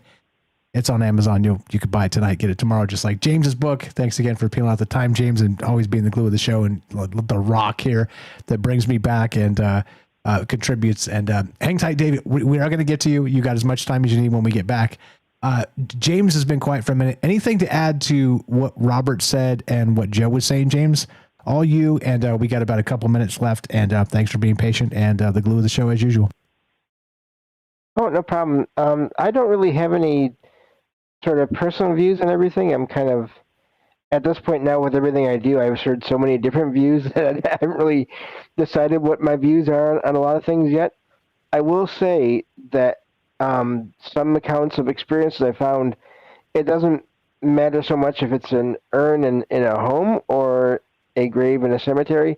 Sometimes there's paranormal activity around those objects and those places. Other times there's not. So I just want to point that out there, that you can have weird things happening in homes or in burial sites, and but then other times nothing will happen. It's just really odd how all this works, and that's why no one has figured it out yet, because there's no one pattern that seems to govern everything. Yeah, it's weird. The whole thing is weird. And this is why, once again, sort of fractal information or anecdotes scattered to the wind and into history is, ridiculed. But I mean, imagine, again, I know I get accused of being a robot. Mike's way too into AI. But remember, by the way, with the AI stuff, the very first line of this show is Stephen Hawking talking about AI will spell the end of the human race. It's very much a part of the show. It's very much a part of my interest in kind of synthesizing these ideas. But if you're able to take that scattered to the wind information and bring it back into the modern space somehow, the fractals, rebuild them from the places we came from, I think there's something magical that we could discover about our past. And again, what is that? I don't know. As usual, look, I don't have those answers, but I think this is important to talk about. I think it's, again, yeah, I'm blessed and I'm honored to have such smart, amazing friends that are part of this, that show up and bring ideas, regardless of how ridiculous I can be. I can be ridiculous, but we're here. And so thank you again. Special thanks to Joe for peeling out some time, showing up, and he's off tomorrow. So that's part of it. That's why we scheduled it today. A special thanks to James for always being here and being the rock of the show, the glue of the show. And each and every one of you, thanks for staying up late with us. Look, we're talking about passing, this mortal coil. What does it mean? What does it mean to you? What does it mean to me? Let's talk about it. And how weird does this get? We got David 87 coming up and your calls as well. What do you know about haunted spaces? What do you know about the funeral director, who is our dear friend? Be right back. More Troubled Minds on the way. Don't go anywhere. More with Joe, more with James, David on the road, and your calls coming up. Be right back. More on the way.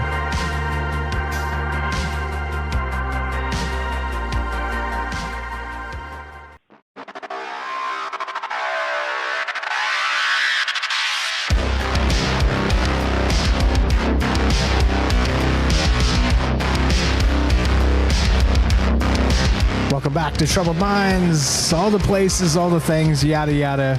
I'm Michael Strange. We're here with Joe in Florida tonight, a funeral director. We're here with James, the paranormal expert at Troubled Minds. Tonight, I'm calling this Watched by the Dead. What funeral directors know? You would expect them to see some things that the rest of us probably don't see. Yeah, right? So let's talk about it. Not only that, how fractal does this get? How weird is the ideas, as the idea, plural, squared, etc.? How weird does this get? And what do we know about this mortal coil? That's what's on my mind tonight. There's a lot going on here. Again, thanks to the good friends that have been good friends for a very long time. You know who you are. And thanks for supporting the show and caring about the ideas. Shout out to Poncho Zorch. He said, meow. Yes, indeed, I did. Real quick, James, anything to add? And we'll go to, let's get the question from David. He's been waiting for a long time. And then we'll go back to Joe. So, James, you're up. Anything to continue? And then we'll go to the call and back to Joe. Nothing right now. I think I've kind of gone over most of what I had.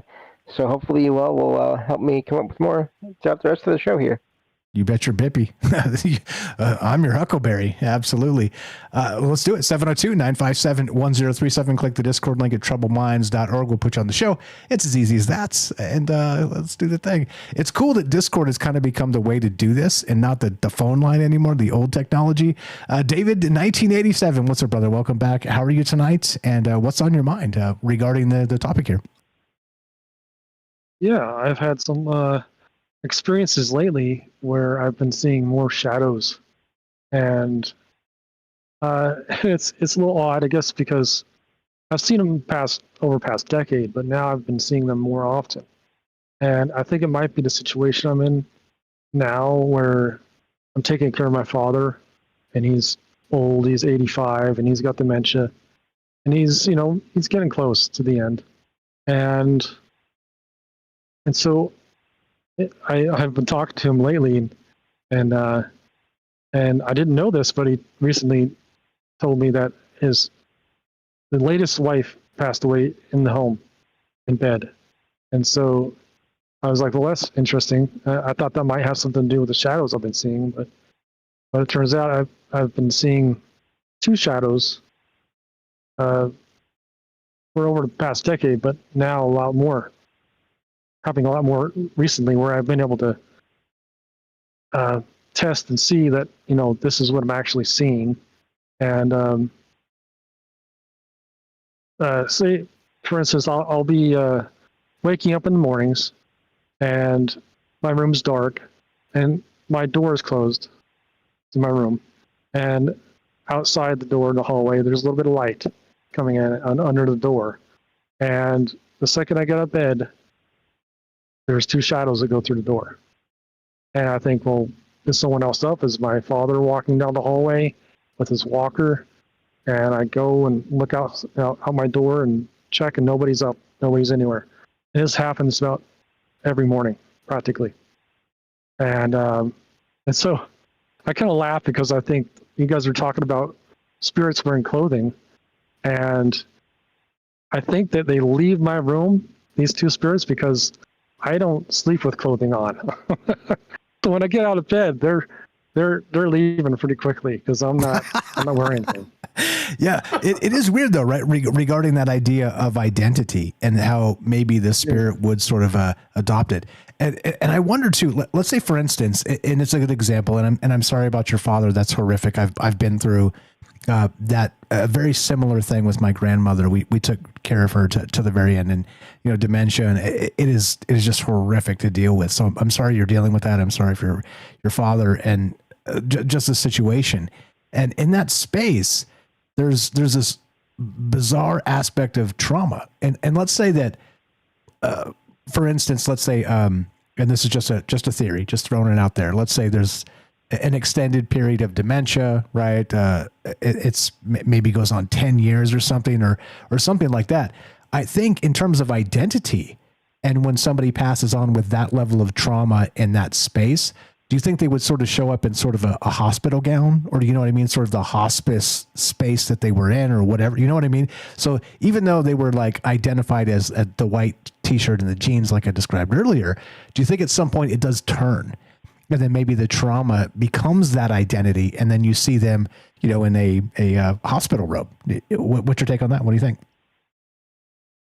Oh, yeah. I think it might be the state of mind and wherever the most of your emotions are at, if and before you pass, I think that maybe that's what sticks with you. Yeah, it's as good as guess as any, I guess. Yeah, I didn't expect to really know, but I mean that's what we're doing here is guessing together, which is the whole beauty of the show. Yeah. You got questions for James or Joe or anything else? Go ahead and continue if you got more on that. Thank you for waiting a long time. You waited a long time. Yeah, I guess the question would be, what do you guys think that would be? These shadows I'm seeing, are they? They could be spirits of family, I guess. I don't know. So it brings something to mind for me.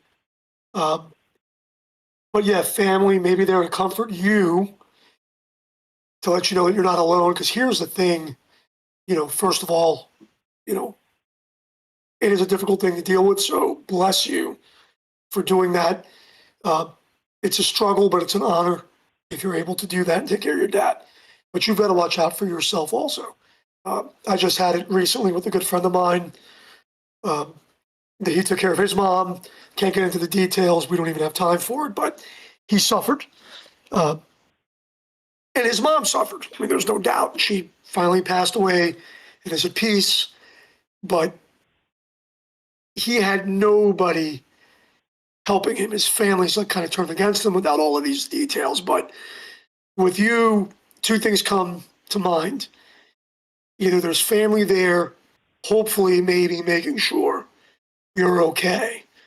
Or it could be that, and this is a dream, I'll keep it brief, but my parents had a little ALF, little adult family care home that they had years and years and years ago.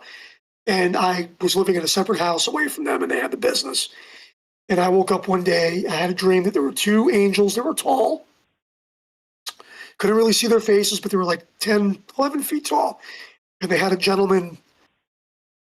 The gentleman was on his knees, and they were dragging him by the arms. And it was in a grass field, but there was like a brick wall and a gateway or a big door entryway. And the comment was made, he's not really wanting to come, so we'll have to come take him by force. So I told my mom that dream in the morning. One of their clients was in the hospital, and everything was fine. And that gentleman was supposed to be released later that day. He was supposed to be released back to his wife later that day. And all of a sudden later that day, that gentleman, you can't say it was unexpected. I mean, he was elderly, but he had a heart attack. And you kind of equate the dream and taking them by force to the heart attack, if there was such a connection. With you, I would like to believe if the hair is not staying in the back of your neck and you're seeing this as a constant, and depending on what time you get up in the morning, because things tend to happen after 3 in the morning, we hear those things. But also when you get up in the morning, even me, I'm a night person, but when I get up in the morning, I've made it a habit to try not to really pick up the phone and look at things. Your mind is typically clear when you're kind of waking up. It's fresh. So maybe you are, for sure, seeing things. I would like to believe that that's just maybe a signal that there's things around and you need to keep an eye on yourself. Well said. Well said. What else you got, David? Thanks again. Welcome back. Like I said, it's been a minute.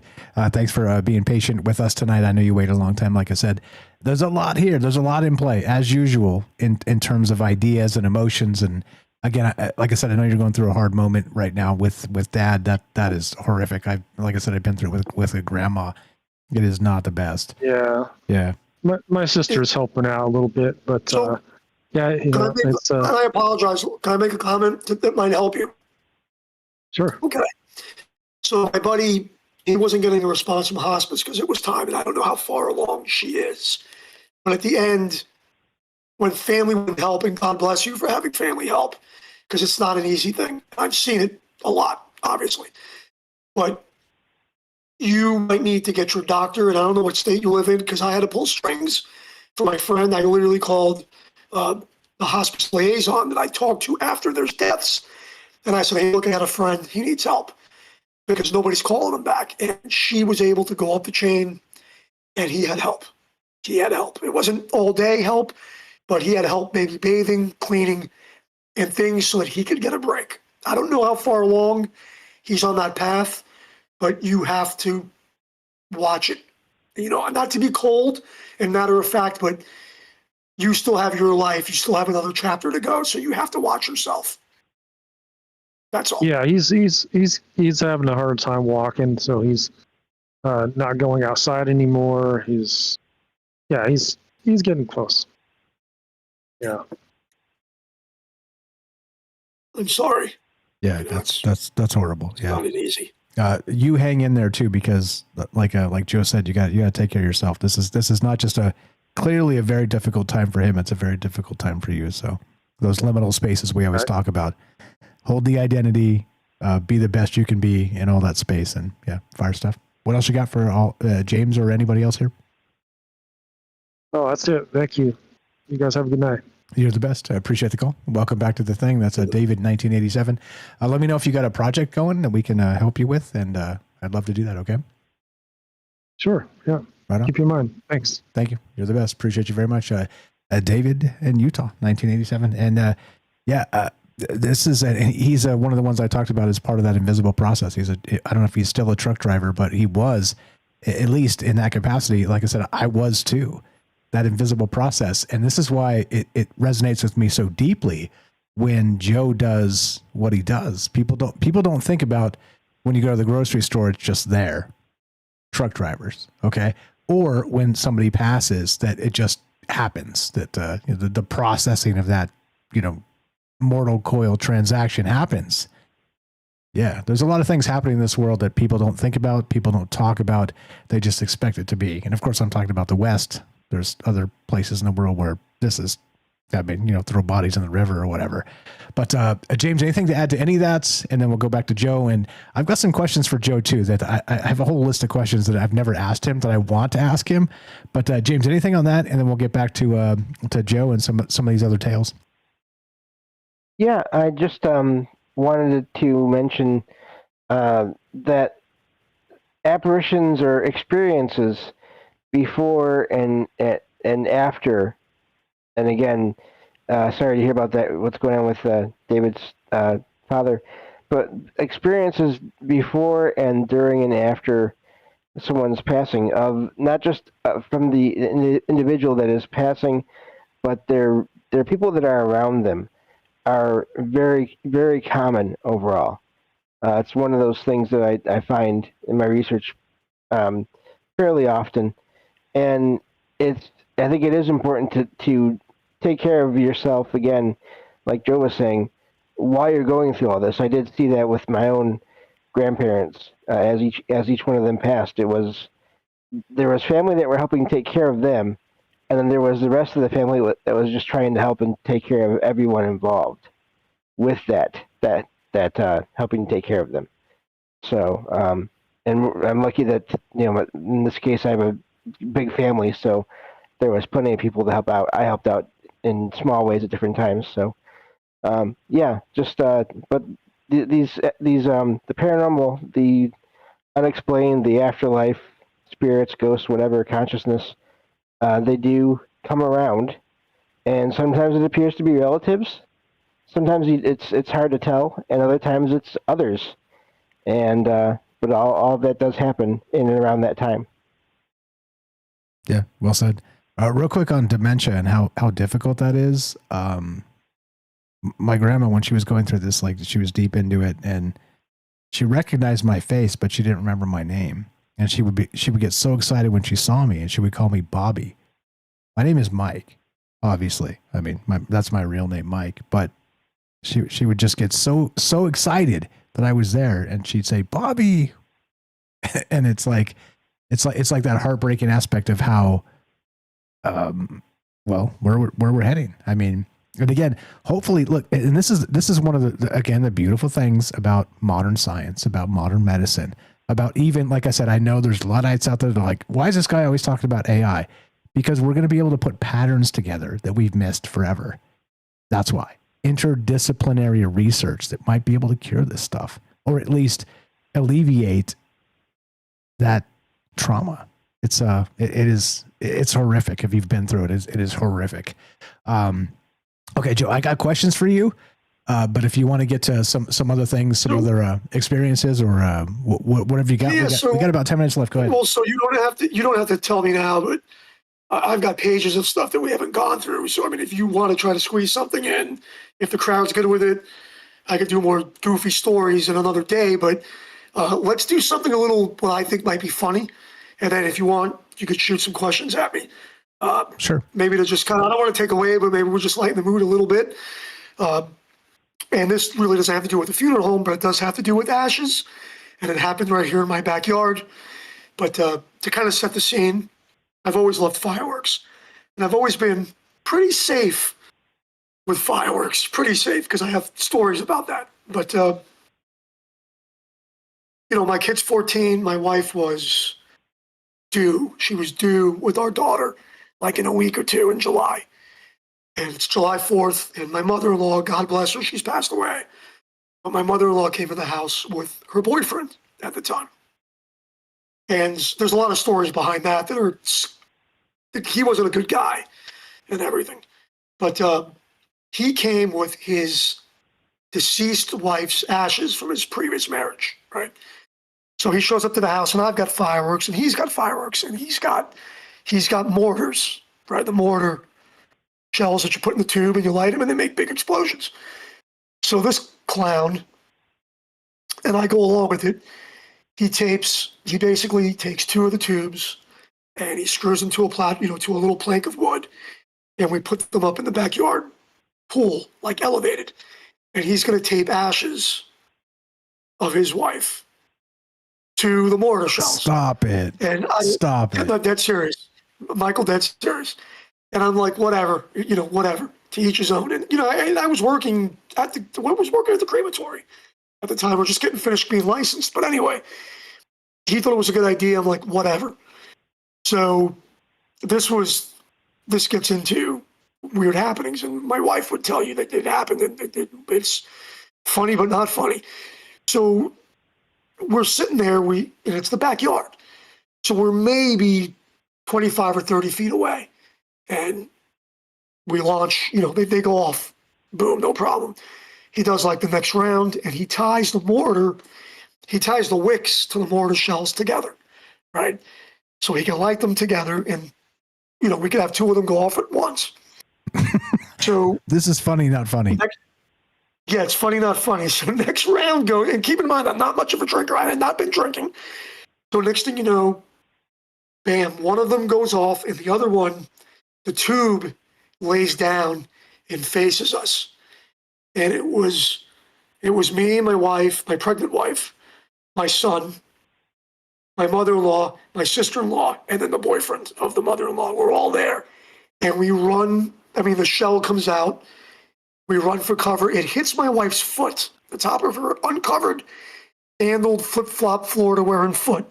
It hits her foot, bounces, and just explodes, right? And literally, like when you see in the movies, like your ears are ringing, everybody was dazed. I kind of was dazed. We're all dazed. We get inside, and I think it was my mother-in-law. She had like a silvery, like disco ball shirt. Part of the shirt was melted.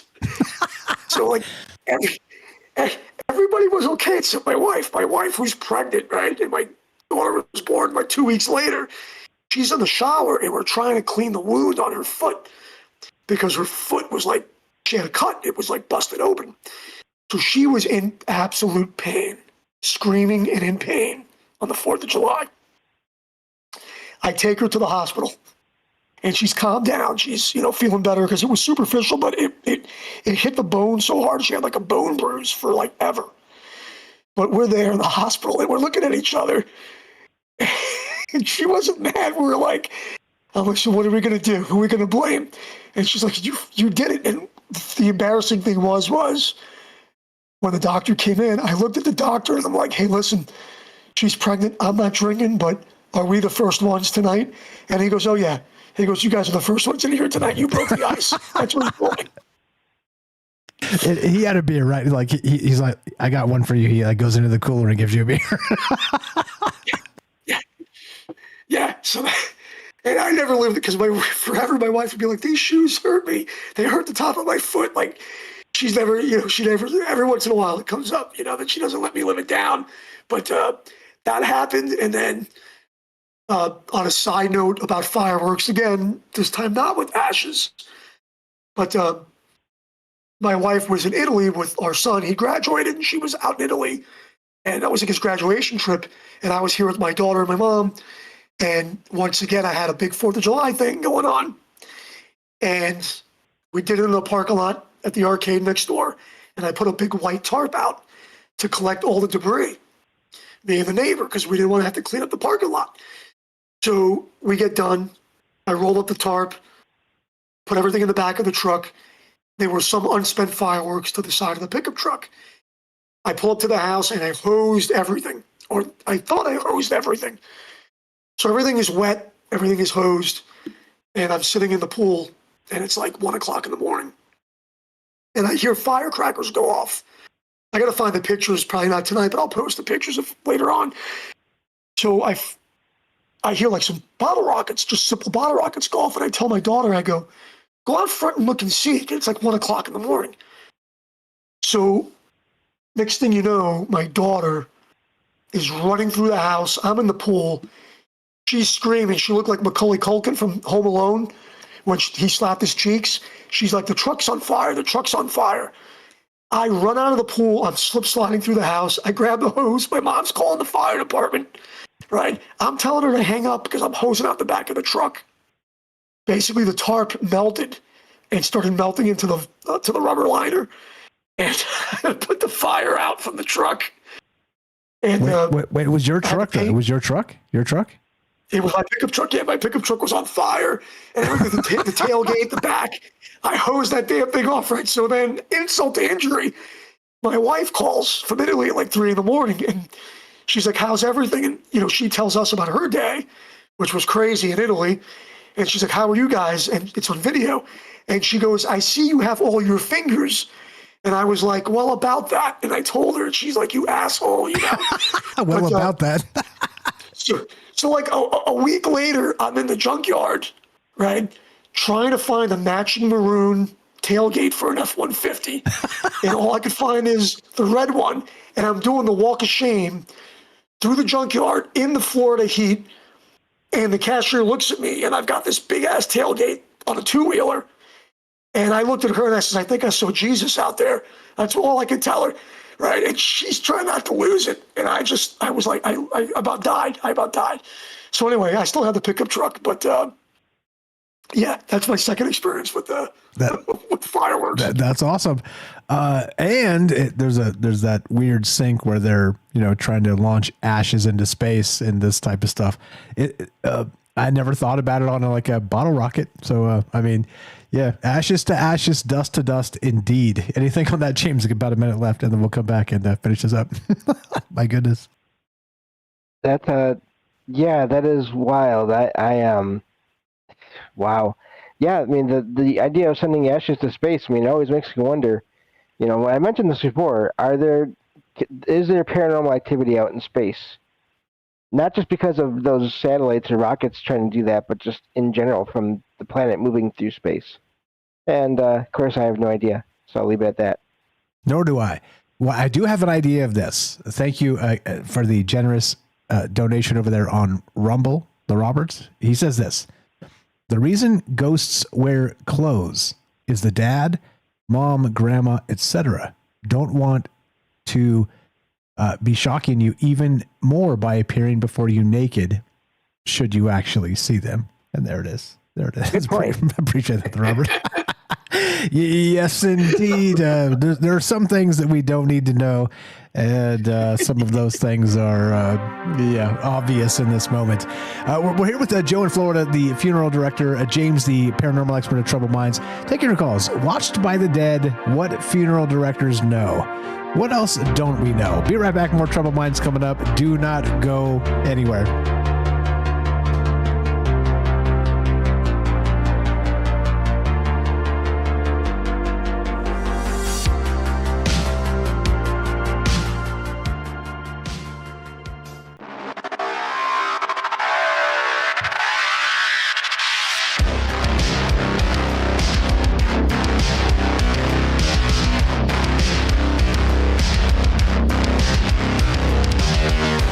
Welcome back to Troubled Minds. All the places, all the things, troubledminds.org, troubledminds.org/friends, or click the friends link. Follow our friends. This is not about me. This is about us. As I always say, as I've always said, I'm me, you're you, together we're us. You see? Hey, it's a simple concept. Tonight, I'm calling this Watched by the Dead. What funeral directors know? What would I know? I'm not a funeral director. If only we had a very good friend for a very long time that is a funeral director. And of course, it is just in time for spooky season to talk about this. Not like we didn't plan this for exactly that reason. But we got Joe in Florida, the funeral director, James Salcido, of course, the paranormal expert at Troubled Minds, and you find amazing people with all the questions, the great questions tonight. Thank you for the calls. And if you want to be part of the conversation, 702-957-1037. Click the Discord link at troubledminds.org. James, anything? And then we'll go into some of the stuff that Joe's got. I got some questions and all kinds of stuff. I think we could do a part 2 of this. Like this has been so flow and so easy and so great because all you guys are incredible. But I don't want to speak for your guys' time. But fire stuff. James, anything to add? And then we'll go back to Joe and talk about Watched by the Dead. I mean, I'm always happy to talk about these things. So, yeah, I mean, if you ever want to do that, let me know.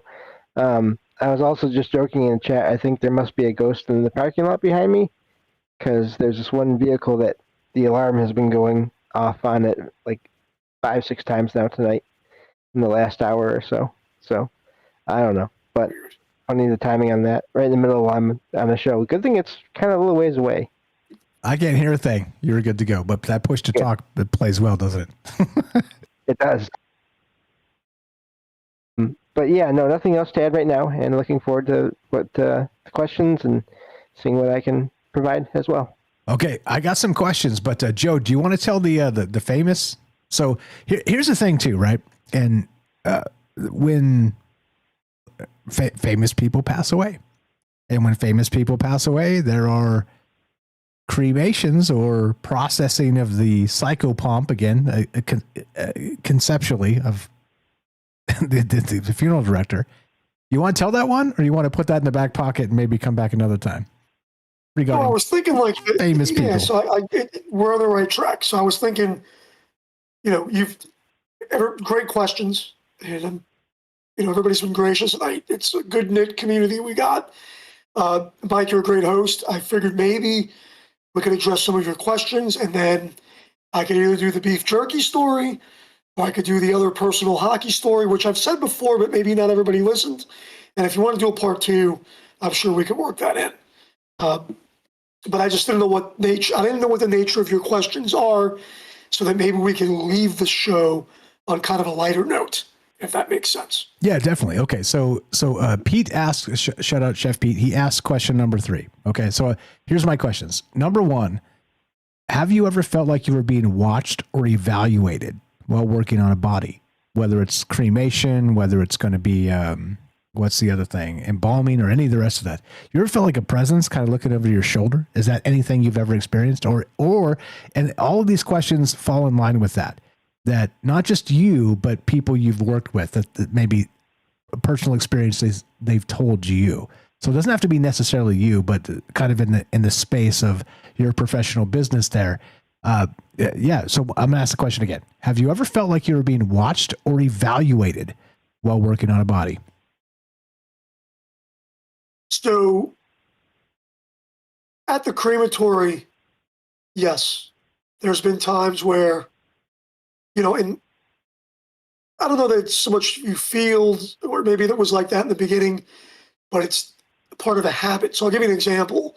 If you could picture this, you've got the box with a human body getting ready to be loaded into the machine, but so the box is there and you've done the ID. So for 100% that that's the person in that box before you close the box, right? You know that. But let's say you walk out to use a restroom or to get a snack or to get out of the heat. When I would come back, sometimes more than not often, I would always have this itching feeling of, is somebody going to play a joke on me and switch a body, which was totally unrealistic. But I would maybe garner that to more of my slightly paranoid nature, which has served me well, by the way, in surroundings and things. When it comes to prep, have I embalmed? Yes. Am I great at it? No. Have I done a lot? No. There are people there that just embalm 8 hours a day. That's what they do. I'm sure if you ask them, they'd probably tell you no, just because it's so routine and rote. For me, when I do a prep, I know it's going to take me longer because, again, I'm not super great at it because through the corporate path of it, I was always put in front of the families because I have that empathy. And I knew what I was talking about, and that kind of shined through where you have the opposite with people in the prep room. And you and I had that conversation on Saturday, I believe, with you being familiar with what I was getting at with that. But when I do embalming, sometimes I will, if I'm doing makeup on anybody. I've noticed that I like doing makeup, period. There's something a little bit more peaceful to it. Where when you're embalming, you want to make sure you get the carotid. You don't want to get the wrong artery or cut the artery or do the wrong thing, because then you got to do what's called a 4-point injection, which means you got to look for the femorals and the other, carotid. If you do a restricted cervical or a 1-point, we try to do what's called a 1-point, where we just get one carotid artery, and we get it, we tap it, and the fluid goes all over the body. But sometimes you're so focused on that. I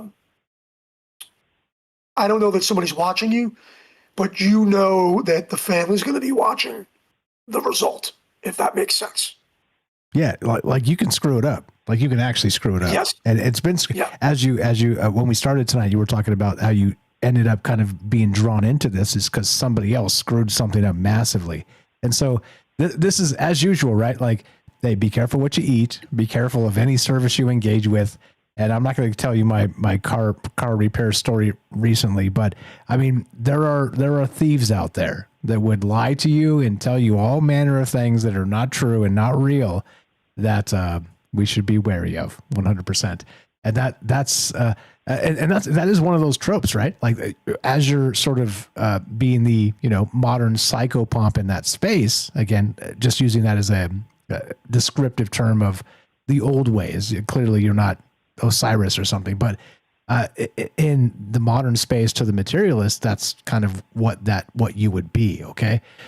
However, if you're working on a person and a body and the rest of that, it's certainly a trope of being watched, kind of that, as we described earlier, the hovering aspect of consciousness, maybe watching you. James, anything on that? I think there's probably a lot there in terms of the paranormal stuff. I haven't come across anything like that regarding those hidden processes. Again, I have come across, though, accounts of people attending the viewing in the funeral home, seeing apparitions of the loved one that had passed. And usually in a very comforting way. They're just there watching and smiling, and that's basically the extent of that. But again, I mean, with that sense of being watched, it's so specific, and if that's all that's happening, I could see some people writing it off as being, well, it's just because I'm aware of what I'm doing. Again, sort of going to what Joe was talking about there. Or also just energy. Again, EMF, electromagnetic fields, they can cause two different things. They can cause the appearance or the feeling of being watched when maybe there's nothing paranormal there, or they can also fuel paranormal activity. So it's that paradox within that kind of energy that may be around us, that is around us, I guess I should say. Yeah, well said. Well said. Anything on that, Joe? We got to Herschel with his hand up, so we got to work him in here. But I do have more questions, and we're going to get to that beef jerky story. I think it may be the cherry on top tonight. You want to do that one? Because I was thinking of, well, that's fine. Yeah, we could do that one because they're all funny. Yeah, let's end with that one of the famous person. But let's try to get to the questions, man. Okay. More questions. Yeah, great stuff from James. Appreciate that. Okay, so how about this? Have you noticed patterns in when paranormal experiences happen? Time of day, how recent of death, that type of thing. Is there anything to the timing of this aspect? Like there is. And real quick, as an addendum to that question, is it like when something happens recently, like a something horrific, and is there like I hate to say a buzz because that's like a positive term, but like a sort of a negative buzz, like we get a fresh one, you know what I mean? When they kind of bring it into the space, is there something like that? Like this just happened and everybody knows about it and that type of thing? Is there back to the question and the buzz aspect. Have you noticed patterns in when paranormal experiences happen? Time of day, how recent of death, etc. So remember a couple of weeks ago on one of the shows I mentioned, well, the short answer is yes, patterns. Okay, so the recent pattern now on death certificates, and I really try not to really look at causes, but dementia, like in tonight's show, I have seen dementia popping up, right? So you start looking at things and you hone in on those things, like the time of a clock, right? So probably about a month or two ago, on a couple of death certificates, I had seen the virus, which we shall not name, but that was still coming back as a cause, right? And again, getting back to dementia, certain things seem to repeat, certain dates repeat. When you want to talk about the pattern, the one that I told you about, we had, it was a Hawaii coincidence, which I have with my sister-in-law that passed away, but the recent Hawaii coincidence was we had a call from a family in Hawaii that didn't want to be buried in Hawaii. They wanted to be buried in Florida. And I wasn't the funeral director on that one, but I kind of knew what was going on, right? But I was the funeral director that had to take that funeral out. So I meet with the son of the deceased and the wife of the deceased. And they came from Hawaii to Florida. And they were grateful. They didn't want to do a burial in Hawaii for whatever reason. They had their reasons and they had their issues and whatever. So I don't ask those questions. We went out to the cemetery. Everything was fine. I hear the wife of the deceased talking to somebody from the cemetery and to my associate helper that her friend had just passed away. And when she said the name of the friend, my jaw dropped because that was a funeral that was a funeral that I was going to be doing on Monday. So literally on Friday, I'm doing a funeral for a family that I didn't really meet until that day. And I hear the wife of the deceased saying, oh yeah, I talked to my friend, yada, yada. So I go up to her and I say, "Did you say such and such's name?" And she goes, "Yeah." She goes, "She was really, really sick, but she was a salesperson at the cemetery. And when her and I were talking, he said I should come visit her because she had just come down with cancer. But I couldn't visit her because I was taking care of my husband." So the synchronicity of that was the husband passes away. They end up in Florida for the burial. And it just so happened that it wasn't scheduled that way. But then on Monday, I was also having the burial for her very good friend that they had been friends for a long, long time and always kept in touch, even though one of them lived in Hawaii and one of them lived in Florida. And I had the lady that I took care of, the funeral that I took care of, I had wrote that lady's funeral in 2022. And she passed away this past year. So I had all the details. But it was just bizarre. You don't see that often, but there was that weird synchronicity that happened. And that was just 2 weeks ago. Yeah, and they I think if you're paying attention, the synchronicity aspect is fast and furious. Exactly. It's coming. It's coming. And that again, that's the Carl Jung thing. Like, go look at the the scarab beetle and Carl Jung and sort of that whole tale he tells about a patient he had, and they were talking about a very specific thing, and then the beetle shows up. Yeah, I think the beetle shows up or something. It comes through the window. Yeah, and is exactly the type of stuff they were talking about. Sort of the scarab symbology, and it's absolutely wild. And that's when it kind of dawned on him, and it's well documented. It's not, I'm not making something up, but it's I don't know, like as usual, what do those synchronicities mean? And for another show, so I'm not going to ask that question. Leave it, dampen that. We got other stuff to get to. I got other questions, and I do want to hear the beef jerky story because I think that's a perfect cherry on top. But we got some questions to ask here, and we got a hand up. So let's go to 702-957-1037. Click the Discord link at troubledminds.org. Let's go to commercial. Herschel, what's our brother? You're on Troubled Minds with Mike and James and Joe. What's on your mind? Go right ahead. Okay, so I missed about a half hour of the show, so if you already covered this, just tell me, and I'll go back and listen to this in the midst. Okay. And you don't have to waste time like telling me, saying it again. All right. So sometimes people are buried with objects, like they want to be buried with something, like that is precious to them or something. Any stories related to that were weird, like that were odd, or something happened with that and energy related, or so it kind of the opposite. And I wasn't involved in this because I wasn't a funeral director at the time. But when you do cremations, if you have, I don't know about the saline, but if you had silicone implants, we cremated one and it looked like we picked a new pope. Typically when you do a cremation correctly, you really shouldn't see smoke, but like rubber and those type of materials will sometimes smoke white, clear, typically. So I had cremated somebody that had silicone implants, and the joke for me on that punchline, which is a terrible punchline now because I haven't set the story up, but you learn the hard way. You went outside, and it was like, oh, we picked a pope, right? Because there's smoke coming out, right? So when you pick a pope, you see smoke. Now, probably maybe about a year later, and I'm just kind of generalizing the time, but there was a guy that his wife, I want to say it was the wife because he wasn't able to do it if he was a boyfriend or whatever, but he paid for the implants and he wanted them out.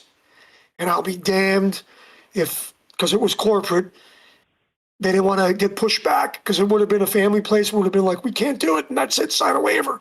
But this guy, they made waivers and stuff for him, and they literally, and I don't know what he did with them and how they did it because it's a biohazard, but they removed the implants from the loved one. And I don't know what the hell I don't know if he's got him stuck on the wall. What? I know it's after midnight, but fuck if I know, basically. Okay. Easy on the language. I'll say, what the ever loving F. That's nearly as bad as the fireworks and my goodness gracious. Go ahead, Herschel. Sorry to interrupt. No, I was just curious, like sometimes people want to be buried like with a picture of somebody or, all the time. So for sure, like I'll tell people, like, if they didn't have a chance to say goodbye, if I'm got all my thoughts together, I'm like, hey, you might want to write a letter to the deceased. If it's a kid, hey, you might want to write a letter. Or if the kid's lost a family member, hey, you might want to tell your kids to draw a picture.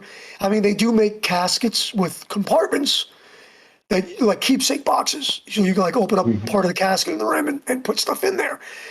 So, yeah, I mean, can I think of a specific object that I thought might have been odd right off the top of my head?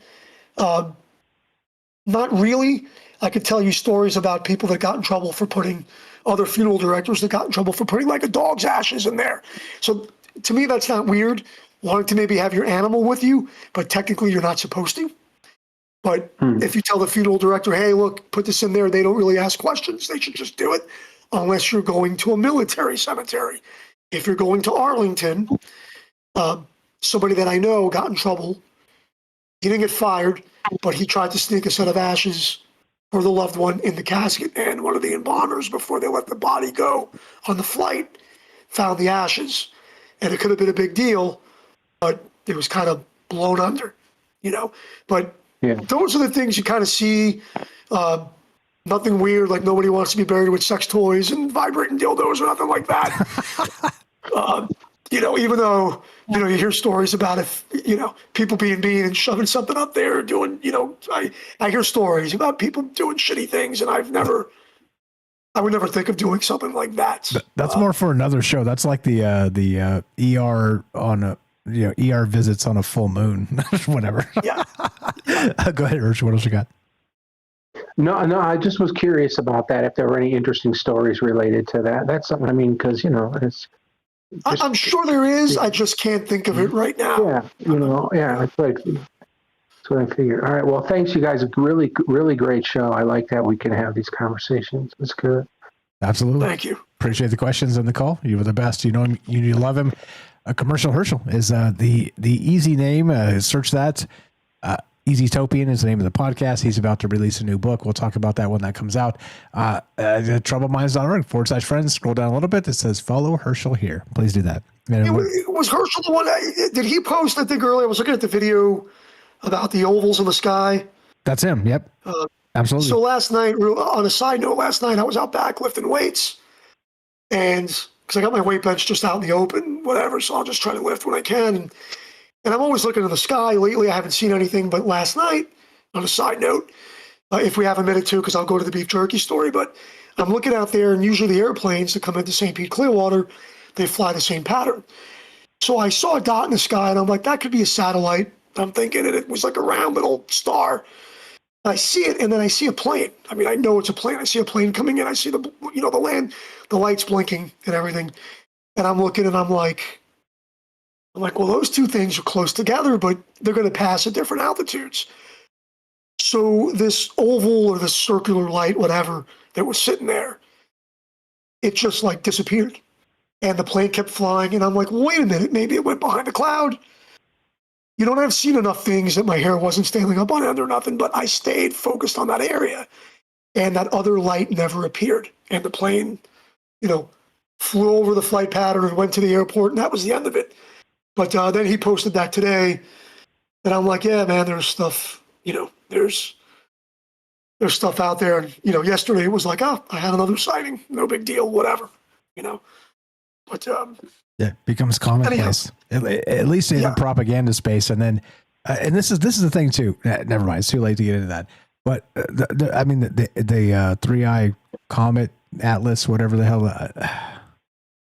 It's just so frustrating. It's just so frustrating that everybody's like, wow, we're working this into the thing. I mean, if you go back and watch, this is 15 seconds, Maximum Overdrive from the 80s, the comet came and the machines woke up and started attacking people. This is the type of stuff that we're getting propaganda wise. Like everybody's like, I'm like, let's see if this happens first. I wrote some things. I wrote some things in the chat, but I just believed it as being a great story. Like, I just put in the Black Knight. I'm like, what happened to the Black Knight satellite? It's been watching us.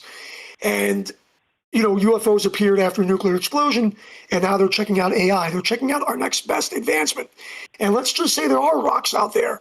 How cool would it be, but not cool, that this was like a dead man's switch or a doomsday weapon that basically says when we reach a certain level of scale, so that maybe we don't kill ourselves with AI, a couple of rocks wake up and they just fire up whatever engines were left on them, and they bombard the planet or they EMP the planet just enough. Just enough. That we don't go extinct. Just enough that we don't go extinct, but just enough to put us back to maybe barely the Stone Age. Stone Age. The Stone Age was the best, wasn't it? Okay, so I got one more question. It's not mine. This is from Puff over on Rumble, and then let's wrap up with the beef jerky story, which is super hilarious. Sure. Puff wants to know this. Can you ask him what's the weirdest thing someone wanted him to do with a burial? You got a weirdest story there? Ooh, so there's probably a few. There's like the Roma. I hate to use the word gypsy if you don't know what a Roma is.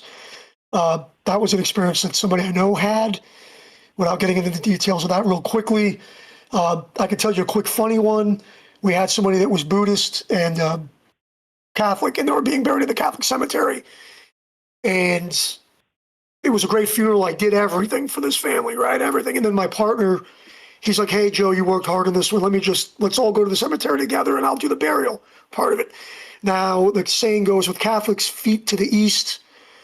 But then I guess with Asians, it should be like the head to the east. And somebody could look that up and correct me, but shame on me because it's not like we did a lot of Buddhists and things. So at the time of the burial, the family must have owned like a delicatessen. And honestly, all of these little ideas that I wrote down for you, I would love to put into a half-hour comedy because I could totally make this into a ridiculous comedy, like The Office probably. But literally in the cemetery, I have all manner of folks, a lot of them of Asian, background, and everybody's there. And the family, because they're respectful and they're grateful, and I'm, and then they address you as Mr. Joe. So I'm like being addressed as Mr. Joe. And my one old boss, who's kind of an asshole, but he would make fun of me for that. Like, oh, Mr. Joe, he would do a little trope and the stereotype bullshit stuff. But anyhow, so if you could picture it, we've got a cemetery full of people, cars lined up, and we're going into an area where there's headstones, right? So it's a little bit of an upper class area for headstones. So the family put out a picnic table and they were giving out subs because they must have owned the restaurant. So literally, there's people in the cemetery eating subs, sandwiches, right? And we put the casket on the lowering device, and I look at Danny. I look at Dan, the funeral director, and he's not arguing, but he's kind of having a debate with the family, and he's Italian and he's moving his hands, but the family's kind of laughing, and I'm like, what is going on here? So like literally, you see them and the grounds crew take the casket, and they turn the casket around. And I was too far to realize it, but a debate was going on about, are we going to bury him Catholic-wise, or are we going to bury him like Eastern religion-wise, basically? And I always found that amusing because, again, even in death, there was a little bit of a religious debate, but we got the person where they needed to be, and everybody was happy. Right? Perfect. Fire stuff. Okay, so let's get into that. And I think it's a perfect cherry on top, because this is something that doesn't ever get discussed. And so, like I said, I know there's some legal ramifications here. So if you want to be as vague as possible, that's cool. But let's get to the beef jerky story. And what I mean is that there are actual, famous people passed too, obviously. Duh. Like, that's the dumbest thing I've ever said. The most obvious thing I've ever said. But the thing that happens as part of it, there's like a, nobody really knows. Like Michael Bodden, which has been, he had a HBO series of the autopsy guy doing, autopsies on famous people or whatever, or famous incidents or deaths or whatever.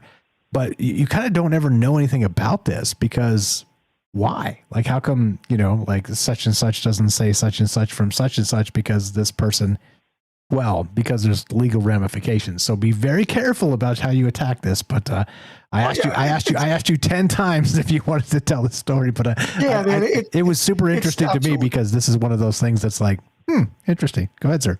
It's absolutely fine. So anyway, moved to my house where I live at, and I'm sitting there. So anyway, I want to read it. I'm just going to read the story.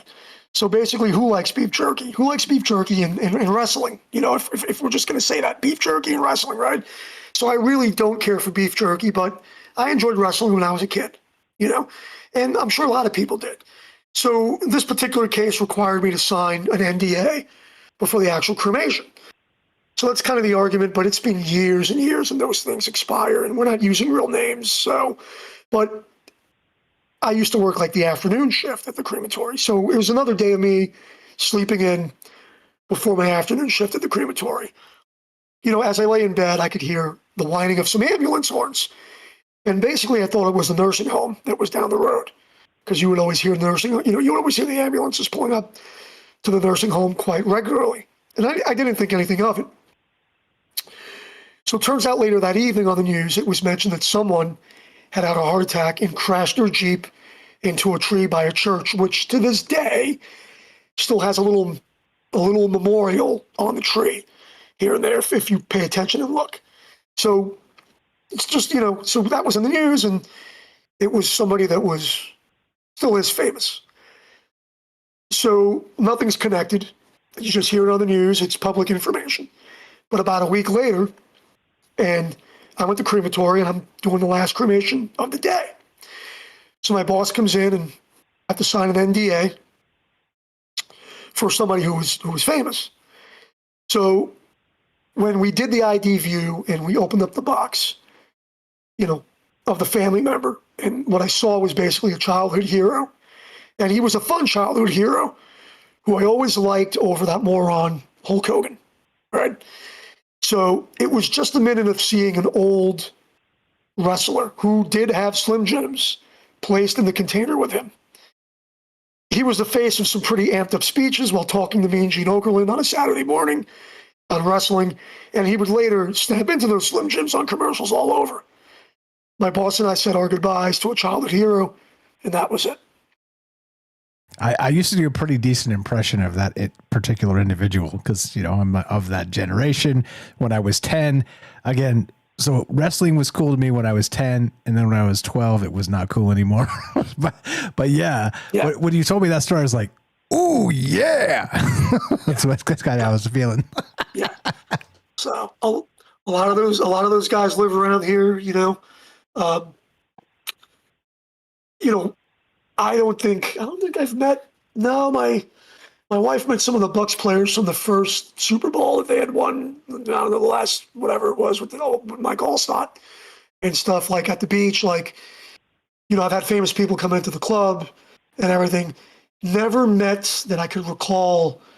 Never met a wrestler. I mean, Hulk Hogan used to live around here anyway, and people would run into him here and there. But this guy lived right around the corner from me, you know, and that was it. You know, at least when he passed away, I don't think he passed away with a shadow over his legacy. Hulk Hogan clearly has, and if you live in Florida, you would understand that and know that. And then also, if we know what he did to Jesse Ventura with the Union and all of that, and a lot of these guys suffered, you know, from the injuries and things like that, while people really got rich on their backs and things. And when I saw him in the box, he was beat up, man. You could tell his body was exhausted, you know? Yeah. And so that's it. And so you were the again, not to be overly dramatic, but the psychopomp for people, right? That becomes a thing, right? And not like you're some demigod or something to that effect, but there is, as usual, as we're discussing when we talk to you, that transaction, and you are processing that transaction. And again, thank you for sharing that story and all of your experiences and all the rest of it. Like I said, it is something that's so far off the beaten path that this is typically not information that gets public at all, period, because, well, for very obvious reasons, it's not something we like to think about. But think about it this way, invert it, and it is something we like to think about a lot. We sort of don't like to think about the consequences sort of after, like the tragedy of such. But it is a tantalizing thing that's been, you know, drawing us for centuries, millennia even, thinking about these ideas of, you know, crossing over, passing. James, anything to add? And let's wrap this up. You guys are the best. Thanks for staying up late with us. Yeah, just thank you both for having me on here with you too. And I was just thinking, maybe what you just said, Mike, made me realize with all the handful of accounts I've had over the years that I found about experiences in and around funeral homes, they never come from the actual the person that is handling all this, like in Joe's position. They usually come from other employees, or if they do come from anyone that works there, obviously they don't ever share names or exact locations. So it definitely is something that is not talked about much at all. And I mean, you have to go and find these forums to find these accounts of these experiences. So they're in the public domain, but who looks there? Not many people. Yeah. Yeah. Well said. Yeah. Yeah. Yeah. Go ahead and finish up, Joe, and let's wrap this up. Thanks again for staying up late, guys. You were the best. I got plenty of ridiculous, goofy stories, which again could be, if you could really picture it well in your head, it could translate into, I really would love to do, not so much a book, because it would be a short book. It would really be good to do some of these on screen. That's if I could leave the industry that I'm in without getting in trouble, or write like a screenplay, if I could figure out how to do that. Because I think I could probably get like 2 10-season, 10 episode seasons, like 2 seasons of this, just because in my mind I picture it kind of funny, but everything that I've told you here is true. I don't even think I've really exaggerated some of these things here. I don't even think, because there are some other ghost stories in here that I've kind of exaggerated, but I haven't really discussed any of those. I mean, they happened, but I kind of added some things to it. But these are things that went on and that I've seen. Some things were dreams, we could say, but yeah, and then I don't even think we discussed another one of those coincidences. I just totally forgot if I said that, but I had a dream about seeing propeller rotors on the ground. I think I told you that, like wood rotors and propellers. And lately, there were a couple of helicopter crashes around the country, and there were some airplane crashes in Florida. And while when I woke up, I thought the dreams were about something else, I was starting to think, well, maybe that was just what I was seeing, because I had seen like airplane or drone parts on the ground. So there's just like weird coincidences. But if you want to do another show, I've got plenty of other goofy, and I don't know if we want to or not, but if the crowd wants to, you tell me, and we could do another Tuesday or Sunday or Thursday. I just might not be able to stay up that late with you. Okay, I'm looking at the calendar. All right, let's we'll do a poll. If you guys haven't joined the Discord yet, troubledminds.org, click the Discord link on top. It's a chat client, it's a voice client, it's completely free. You don't have to talk. You can talk, but just come type with us. Come share ideas. Come share links. Come hang out. But yeah, let's because I'm looking at the calendar right now, and 1 week from today is the 28th. So, which is, you're off tomorrow, you're off Wednesdays as giving your schedule away there, which is why we're doing this tonight. And because he's in Florida, by the way, so it's 10 for me, it's 1 a.m. for him. It's very late. Yeah. So that's why we do this and schedule these obviously for the best for everybody. James too is very late as well. But here's the thing, right? So do you want part 2 of this? Because there's a ton of stuff here. Like I've got a bunch more questions. Maybe you guys do. Again, this is a valuable resource, and I say that as a non-human entity, but then I'm going to place this on the human entity of Joe. Again, the experience that he's had dealing with this type of stuff, like I said, is incredibly fascinating to me. And I know you guys, because like we're at the end of this, and you stayed up late and listened, and you're locked in. But I don't know. What do you think? Another one next Tuesday?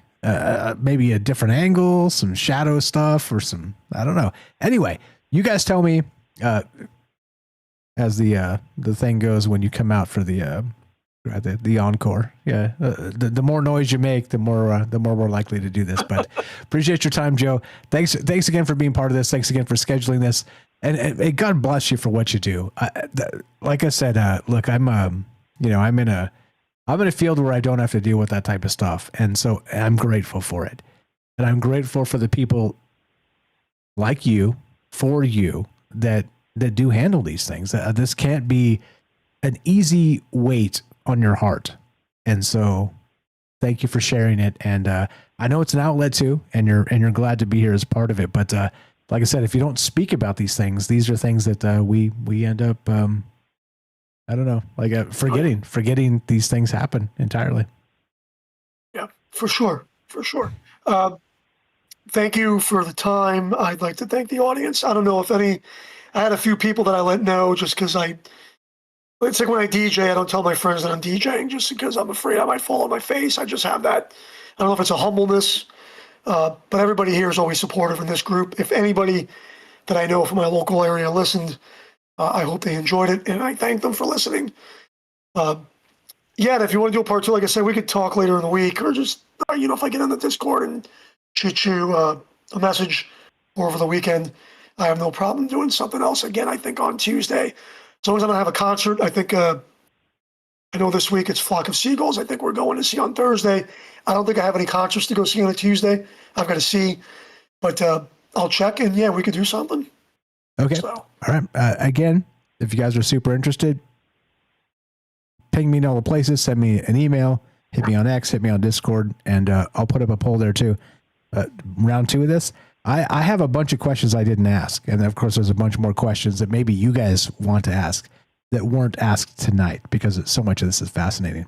James, final thought, and let's wrap this up. Thanks for staying up late. Both of you guys, you're incredible. Oh, no problem. And like I said, I really appreciate, I could have sat back here and listened to you two tonight and no problem, but I was glad I was able to contribute here and there. And just regarding shadows, I mean, I've got plenty of accounts of that, so I can talk about that with you all if that's something you want to do. But either way, if there is a part 2, I'm happy to join you again as well. Thank you again.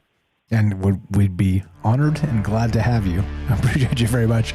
Again, James Salcido, the paranormal expert at Troubled Minds, salcidoparanormal.com, SALSIDO paranormal.com. You can find all this stuff there.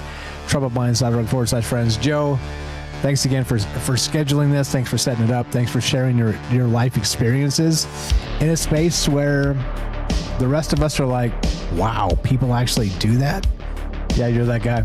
You're that guy, man. Good night. Good night. Sleep well. It's super late for him. Appreciate you staying up late with us. If you want to help us, help our friends. Spread the word. Let people know a conversation's happening. Okay, I'll get to that in a sec. But help our friends. There's a lot of creatives that, again, like I said, we're honored. I'm honored, and we're blessed to have all these amazing friends. And if you, once again, please follow these people. And if you should be on this list, you should be. This is an in-group, not an out-group. We don't do that. And look, there's a lot of people that are out there that I could reach out to, notable people or whatever. Look, I just don't have time. I don't have time to do that stuff. So thank you for coming to this space that we've created. Thank you for bringing ideas to it and talking about this with us. That's the whole point, right? Like, and by the way, too, I dropped this on the Discord a ways back regarding collaborations and stuff. I'm open to it. But when I started this show, you start a show, try it yourself. Create your own conceptual show and start reaching out to all the people out there and be like, hey, you want to come talk to me? Nobody will come talk to you. Years of being cock-blocked, basically. Guess what? We did it ourselves. F all that. So I'm not going to go chase celebrities down. I'm just not going to do that. Like, I'm too proud. Hey, F off. I was here asking and nobody answered, right? To my detriment. However, look what we've built instead. You get it? There's a magical space here that, anyway, I could ramble on into the night because I'm a talker these days. When I started, I wasn't a talker. Go back and listen to the first episode. It's on the podcast feed. You'll see what I mean. Anyway, as we finish, if you want to help us, help our friends. troubledminds.org/friends. So many great, creative, brilliant people have been part of this, and we have room for as many more want to join. That's that.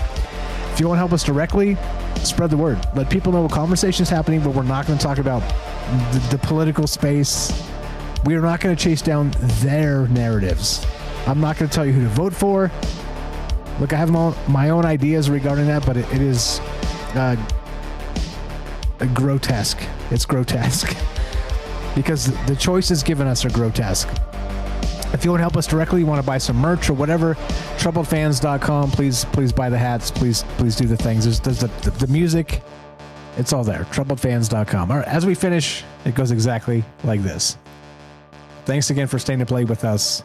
This one's for Joe and James for scheduling this and being Johnny's on the spot and slaying it tonight. I appreciate you guys very much. Be sure, be strong, be true. Thank you for listening. From our troubled minds to yours, have a great night.